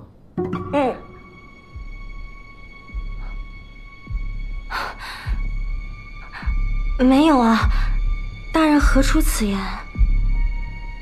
你刚刚流泪是真情流露，因为不想让别人看到，所以用一种极其夸张的擦泪方式来掩盖痛苦。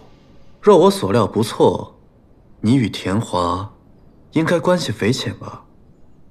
他死了，你很难过，但又不敢让别人知道。我说的对吗？这里没有其他人，你可以放心告诉我。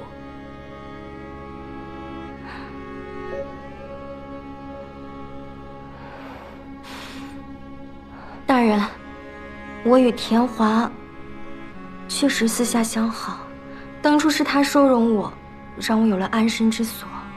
故而一想起他，便悲从中来。可他平日为人，并不像他们说的那样和善，脾气很急，对人动辄打骂，整个华容殿的人都怕他。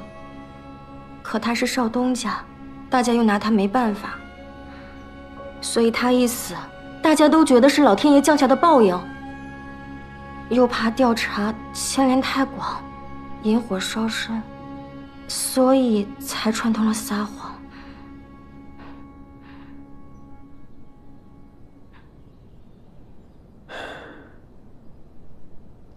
哎，大人，大人，你有没有觉得我容光焕发了？去案发现场。啊？哦，好嘞。坟前怎么会出现同样死法的动物尸体？这事是越来越诡异了。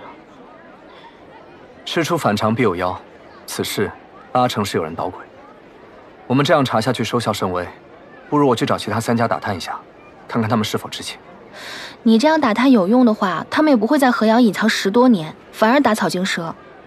10多年？我爹娘的死，可能跟他们也有关。你放心，我一定会将这些人揪出来，还你一个公道。走吧，我们好久没去喝酒了，今日我请你。我还要回去复命呢。误不了事的，走了。谁？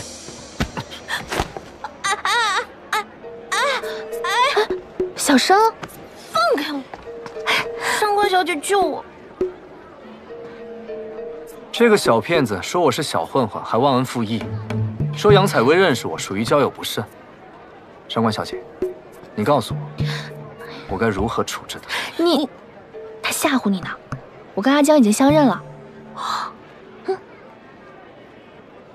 哎，小生，你怎么来这儿了？还不是这个小混混去鬼市逼问我跟你的关系，我担心你有麻烦，一直想要告诉你，但是没有机会啊。没想到他是银玉楼的少主，我怕你出事儿，所以跟过来看看。辛苦啦。哎，阿江刚刚说请客喝酒来着，你一起来吗？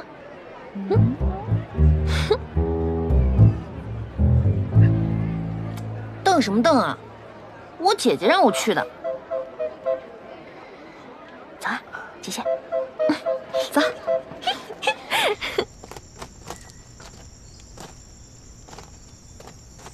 大人，这里就是第一起命案发生的地点。其他命案都在沿河附近，还有这儿。这里这么偏僻，现场也没有拖拽痕迹，死者为什么会自行到这种地方？我们也都觉得特别怪异，若不是恶交闹妖，实在无法解释啊。快看，河里啊！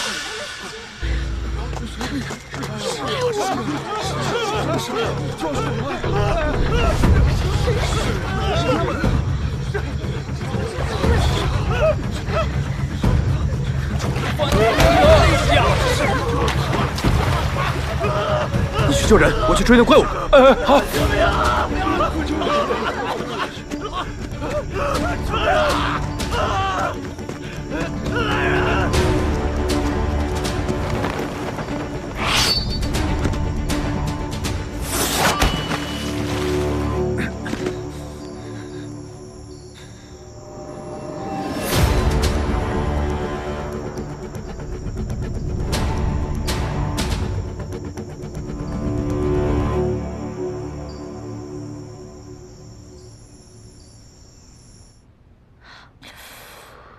下手真狠，怪不得人家都说银雨楼的少主昨夜就开始引人血。姐姐，我跟你说，不管他出于什么目的，你一定要小心他，他肯定不是什么好东西。哎呀，他不是你想的那样，那些传闻都是道听途说的。什么道听途说？我10年前就在鬼市做生意了，每天赚那点钱，我还要给他们银雨楼交月捐。哎，有一次就差了几个铜板。他们带人把我的摊子全都给掀了，东西全都给砸了。你说他作为少主，他不知道这事儿，我才不信，鬼信啊！反正那会儿我就开始发誓，但凡我以后要是见着他，我一定我去。你就如何？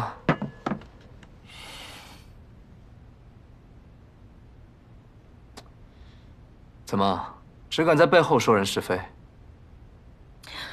当你面我也会这么说。我要教你做人，给你好好上一课。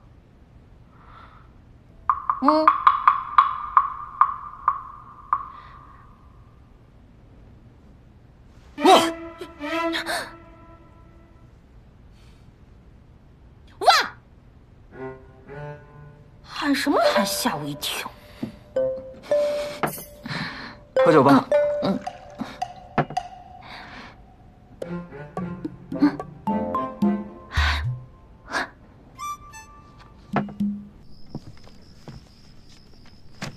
大人，这个是我们今日调查案情的汇总，请您过目。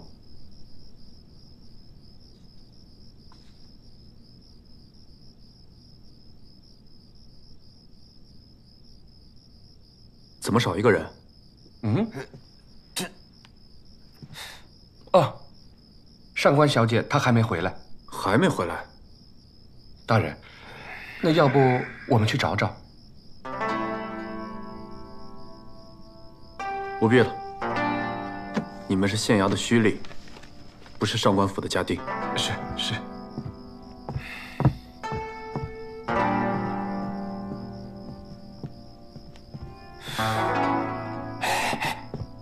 这什么意思啊？这潘大人不都跟上官小姐和好了吗？怎么又这样啊？老弟，不知道了吧？这叫避嫌。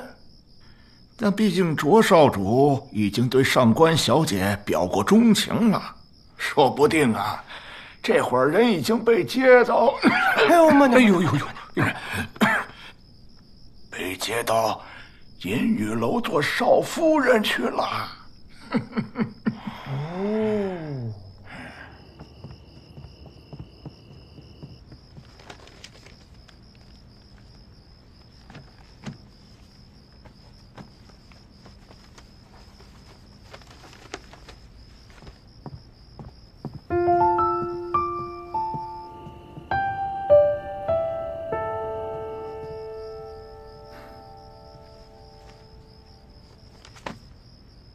关于尸体的记载呢？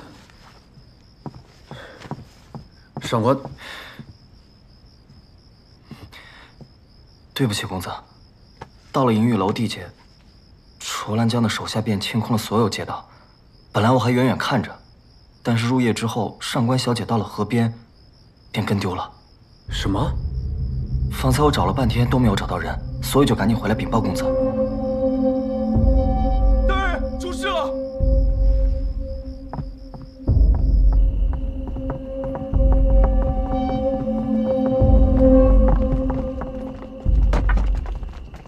大人，这是今晚在河边发现的。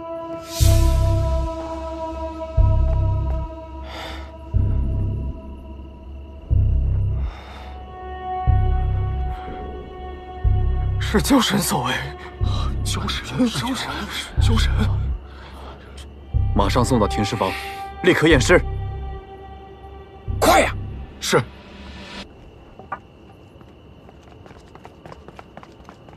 陈三。陈三，去呀！快去呀！是大人。刘不坏，对，召集其他人，马上把上官芷给我找回来。你去银玉街附近，阿泽去河边，我去银玉楼，分头行动。一有消息，立刻回报。是。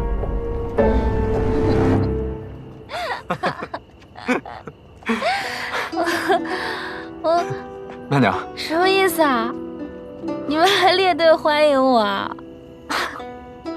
潘大人，这么劳师动众，你该不会是怕我把他拐走不成？少主，你先回去吧，也不早了。好，那你也早点休息。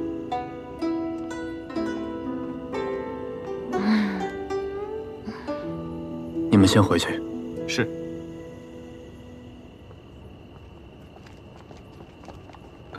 哎呀，走吧，别看了，走。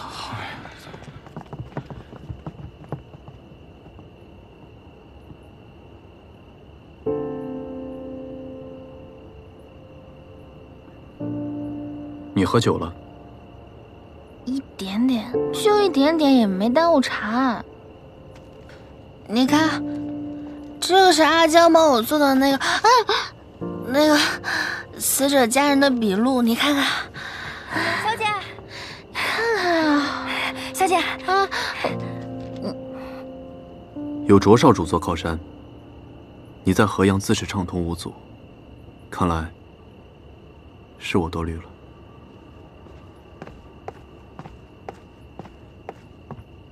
什么意思啊？吃火药了？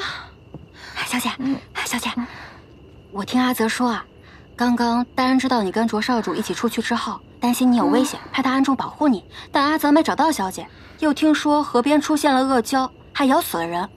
大人急坏了，集结了所有人一起去找你，还准备亲自去银雨楼要人。当真啊？玄道，一有消息立刻回报。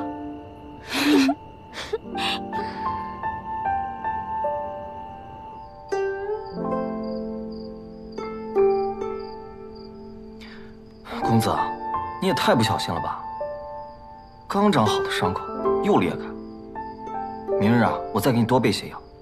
这个上官芷，只要碰上他就没好事。那也不能全怪上官小姐啊，她也是为了查案。你之前不是一直不喜欢他吗？什么时候开始帮他说话了？对呀，不知不觉当中，好像就对他讨厌不起来了，甚至还越看越顺眼，真是奇了怪了。一个人真的能在这么短的时间里，有如此的改变吗？你们听说了吗？昨天河里又出现恶蛟了。当然，我都亲眼看见了。那恶蛟张着血盆大口咬人，牙齿一根有这么长，又尖又利，还真是吓人呐。听说还死了一个人呢。这今年灯会还没办，那个玩意儿怎么就来了呢？哎，你们不知道，县衙要重查灯会案，必定是此举惹恼了恶蛟，出来显神通了。这可怎么办呢？哎呀，赶紧的吧，赶紧的吧。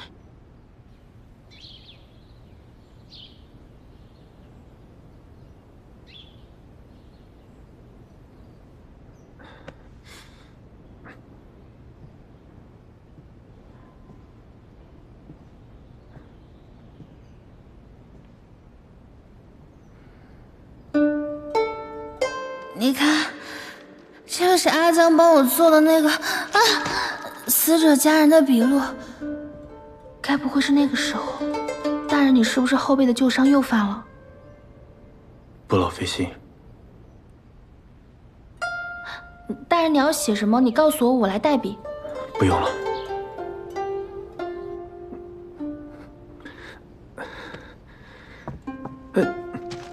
上官芷，你……文书代笔，本就是我的职责所。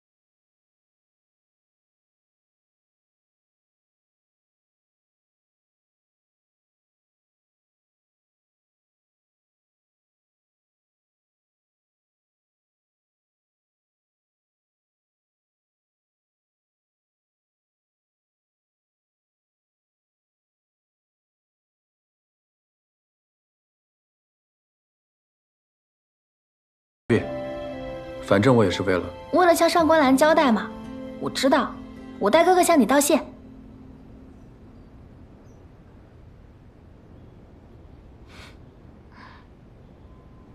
大人，大人，不好了！怎么，河边又出事了？啊，不是，您还是亲自出去看看吧。跪请潘大人，莫要再查灯会案。触犯交神，天人共怨。潘大人，求你了！求潘大人了，不要再查了。潘大人，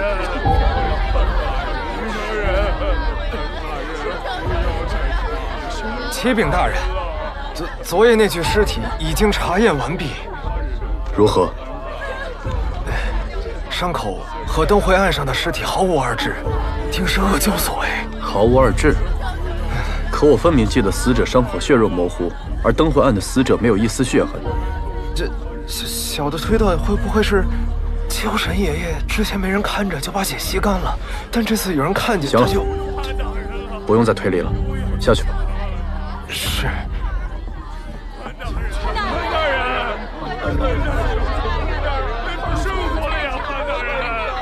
得想个办法让他们安心啊。陈三已经被吓破了胆，他的验尸结果不可信，我们还是照着卷宗一一比对吧。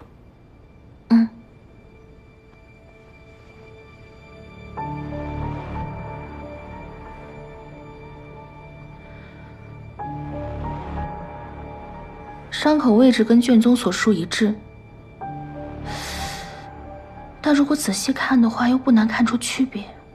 卷宗上记载的是伤口平整，而这一具血肉模糊，并且它伤口附近是肉色，但卷宗上写的是蓝紫色。这具尸体是伪造的，目的是为了制造惶恐，不让县衙查下去。昨日我追那恶蛟，看来也是有人在瞒天过海，浑水摸鱼。你不觉得这样的手段很是熟悉吗？跟在生死方，趁机杀死蔡生小妾是一个路数。不错，看来有人按捺不住了。我们在追他们的同时，他们也在盯着我们。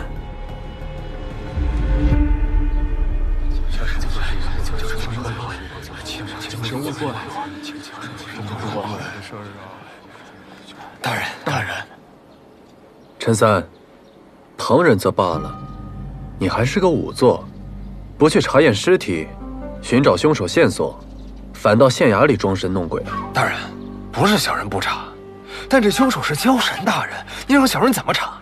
而且话又说回来了，我这么做没有半点私心，我都是为了大人和同僚们，不受天谴诅咒，是不是各位？是。大人，陈仵作说的没错啊，这人心不可背，天意不可违。大人，这恶交案啊，是万万不能再查了，不能再查了，大人。大人。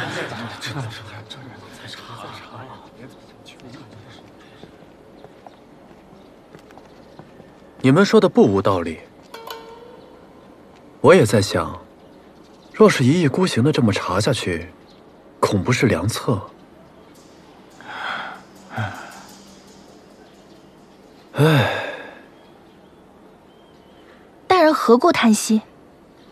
这话虽如此，可我已对河阳百姓做出了承诺，如今出尔反尔，岂不是自打耳光吗？所以这到底是查还是不查，我心中甚是纠结。不如这样，既然你们都说是天意，那查或不查，我们就让天意来做主。啊！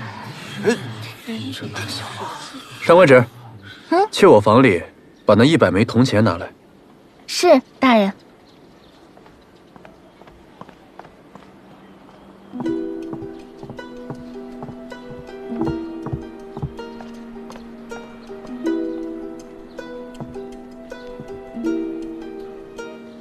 皇天在上，后土在下。河阳县令潘岳欲彻查恶交商人一案，现请示上苍。若铜钱字面全都朝上，则预示此案应当彻查，真凶必将落网。100枚铜钱字面都朝上，这怎么可能嘛？看来潘大人也想放弃了，真是给自己找台阶下。台阶都不可能。上官芷。撒。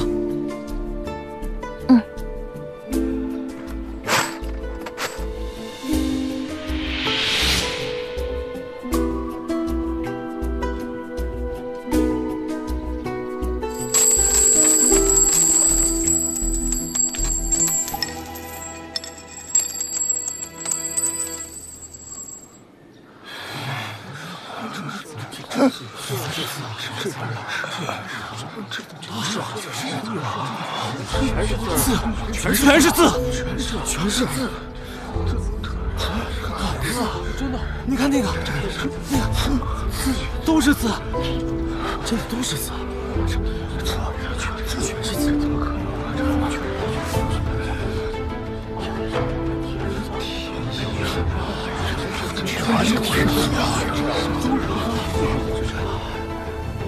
天意如此，潘岳明了。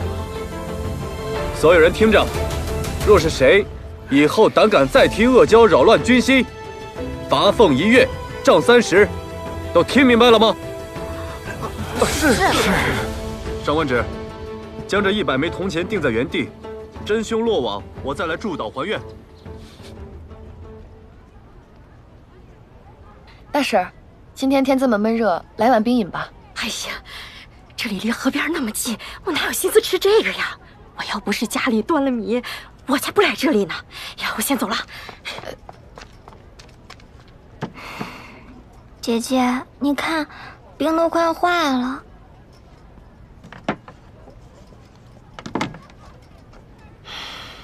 听说这里的冰饮很好吃，是不是真的？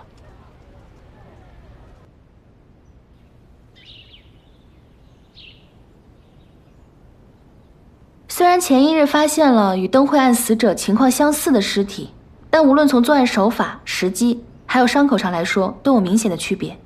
应该是有人故意要干扰，所以我们还是要把注意力集中在灯会案上。经过这几日的查问，大家有什么想法，不妨说说。刘捕快，你先说。是。县衙上下重新排查了死者生前的仇人和过往恩怨，我们认真的、仔细的调查，发现有犯罪嫌疑之人都没有作案时间，有作案时间的都没有作案的条件，即使有动机杀一个人，也没有动机杀那么多人。从犯罪动机上来看，我推测，此犯罪嫌疑人应该是一个疯子。刘捕快，你这也太敷衍了吧！我都替大人不忿，嫌你能耐啊！刘捕快说的可能性是存在的，只不过严谨来说，凶手可能是神智正常但内心扭曲的人，他可能是为了某种快感或者某种执念而随机杀人，所以我们要做的是要找出死者之间的共性。共性？那大人有什么共性啊？哦，想得明白了，共性就都是河阳人。河阳开山捕鱼遭到天谴，所以，如果说凶手有执念，那他选择在灯会作案，说明灯会对他有特殊的意义。如果对他有意义的不是灯会本身呢？去把去年夏至发生的所有案件都找出来。对呀，如果夏至对他来说有特殊的意义的话，那灯会取消了，还是会有很多案子没有被爆出来。然后咱们找到共同点，僻静的小河边，受伤的天突穴，那就可以找到漏网之鱼了。啊，老夫这就去。三儿，我怎么觉得上官小姐比我们几个还适合干这行啊？行了，一个女流之辈，她懂什么呀？无非就是擅长揣摩他人的心意罢了。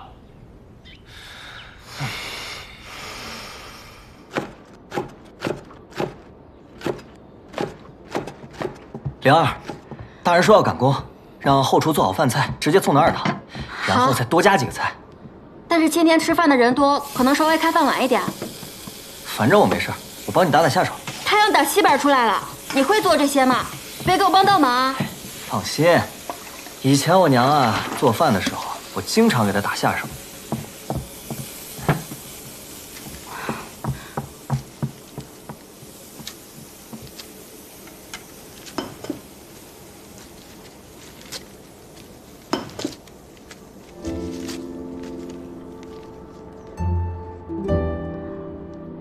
你看我做什么？没有啊。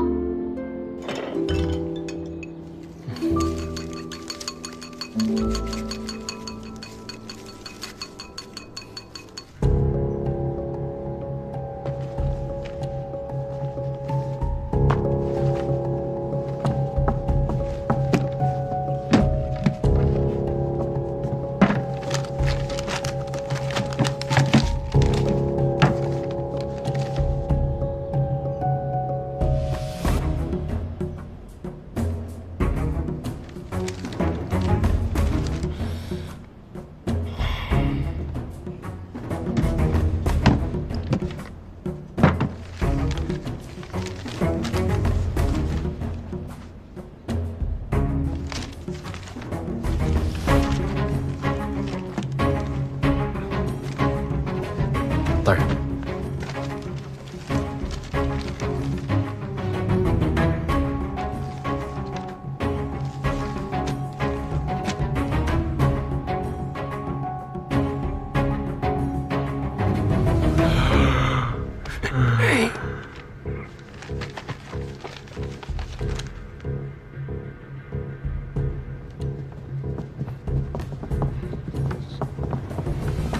开饭了。哎呦喂，终于开饭了，饿死我了！快！灵儿姑娘做的菜呀，我能吃3碗米饭呢。灵儿姑娘这菜烧的真好。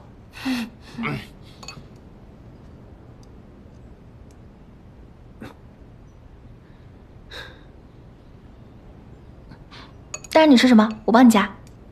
不用了，我不饿。不吃怎么行？不吃伤怎么好？难不成我还一直照顾你啊？我好不好跟伤有……快吃，吃。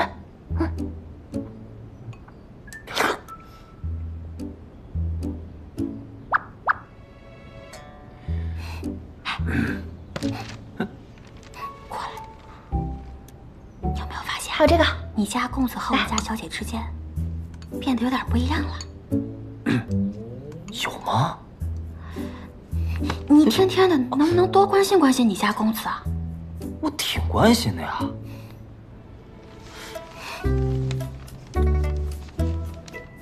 找到的杀人案一共9桩，但是对死状都没有具体的描写，所以也不知谁是漏网之鱼。大人，这些案子我知道。之前那位县令说，好不容易不开灯会了，就别给自己找麻烦了，所以都是草草记录，压根儿没仔细看。如果要一桩一桩调查清楚，最起码也得好几个月了。大人，卓少主来了。干。给我也来一个。妹妹，给我也来一份。哎，谢谢。楚少主，这怎么回事啊？来，前2日害你和三姑娘不愉快，我过意不去，便跟她解释清楚了，还给了她些银两作为补偿，说是你的心意。不过三姑娘并不想白要，所以便包下了整个兵营，正好给大家打打牙祭。哼！啊！过来吧。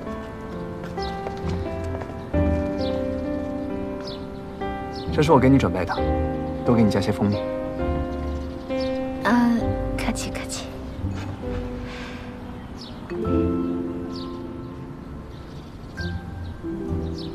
啊，请再给我一碗。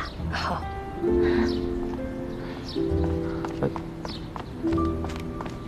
尝尝，可甜了。不用了。怎么，堂堂上官家大小姐在县衙当差，还要端茶倒水的伺候大人，这不合适吧？你也说了，上官芷呢是在县衙当差，还不是你银雨楼的少夫人。少夫人的事我还不急，我相信京城所至，金石为开，终有一日芷儿定会知道，谁才是真正对她好的人。差不多行了。我今日来，除了送兵之外，倒还有件正事。怎么，卓少主还想敲我县衙的名媛果啊？你这是对我很有成见啊！哼，你要搞什么东西啊？潘大人，可否借一步说话？嗯。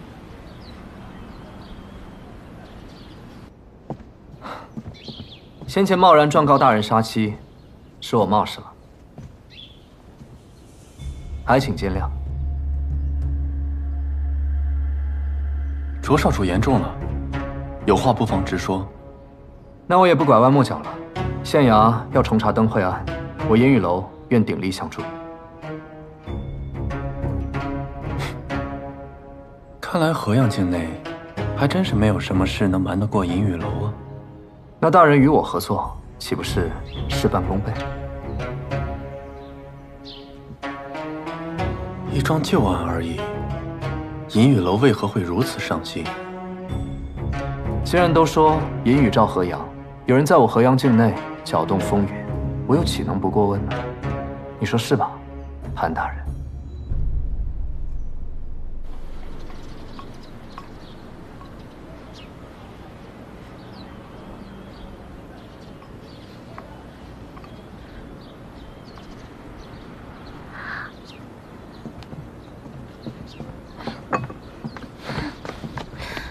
你们聊什么聊这么久？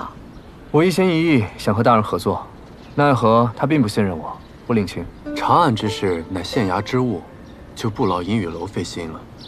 无妨，我此番前来本就是知会一声，无论合作与否，这件事我银雨楼管定。好，既然如此，那就各凭本事吧。不是，是什么合作？你们到底在说什么呀？芷儿，我要走了，不送送我吗？看我做什么？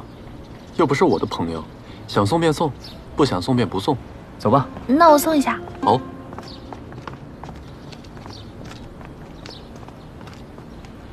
什么？你想查灯会案？怎么，连你也不信我？不是，我当然信你，但潘越同意你插手吗？我要管的是，还轮不到他同不同意。行吧，说不定你插手还能快些结案呢。那是自然，我说过的，一定会帮你查到这幕后真凶。哎，对了，今天你带冰影和三姑娘过来，你的心意我都领了，但是我现在不是在县衙当差吗？以后什么礼物、兵车呀，就别再带来了。行，你说了算，你是老大。哎呀，咱们上官小姐和卓少主真是蟑螂送礼了，送到麦子黄，难舍难分啊！吃完了吗？吃完了赶紧把碗筷给人还回去，别影响人家做生意。哎，马上。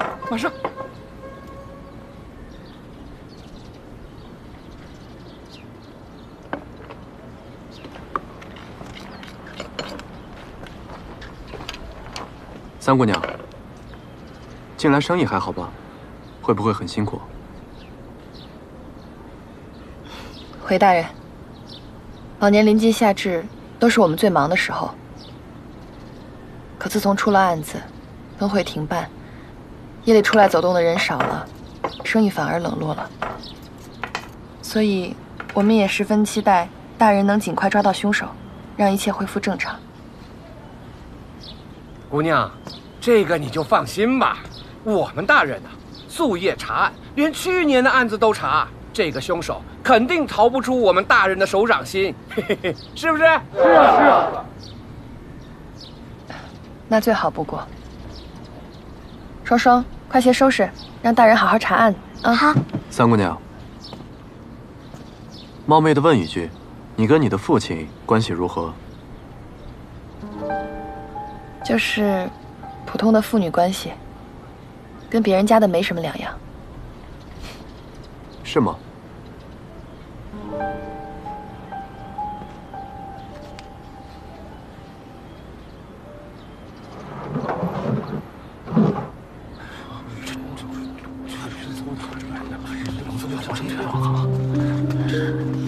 是有多大的恨意，会把父亲的名字划成这样？三姑娘，若是有什么内情，还望坦诚相告。潘大人说的没错，我是恨他。为何？这不怪我姐姐，我姐姐是外乡人，因饥荒流落到河阳，说是被我爹收养，其实就是给他干苦力。我爹喜欢喝酒，每次喝完酒就打我，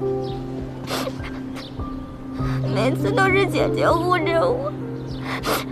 比起姐姐，我更恨他。自从他出事以后，我们都松了一口气。都过去了。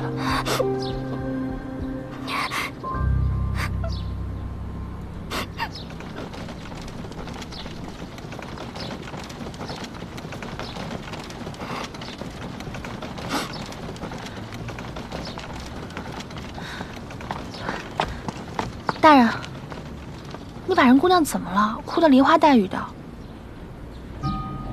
我知道了，我知道了。啊！大人，大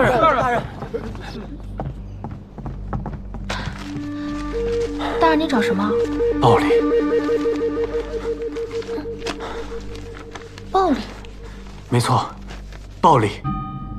这些死者生前都有过暴力欺凌的行为。暴力欺凌？我知道了。田华打骂手下，强叔虐待女儿，苛待老母亲的猎户，还有把妻子锁在家里的屠夫。这些人死之后，身边人都以为是恶蛟替天行道，因为不想让官府继续追查，所以隐瞒案情。那我们只要在酒庄夏至命案中找出有暴力欺凌行为的死者，就可以找到线索了。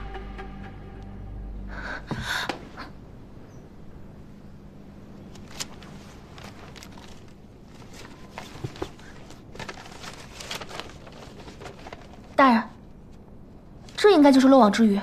读。好。这个案子说的是，在河阳有一个死者，人称八爷，他逼手下的男童、女童行乞，被人发现死在河边的一个僻静路上，情形跟灯会案一致。我知道八爷这个人，他平日作威作福，如果每日小乞丐行讨不到一定的数额，他就会用缠满荆棘的木棍抽打他们。尸体能找到吗？他没有家人，身边只有几个小乞丐，他一死，人就散了。所有人听着，翻遍整个河阳，也要把小乞丐找到。是。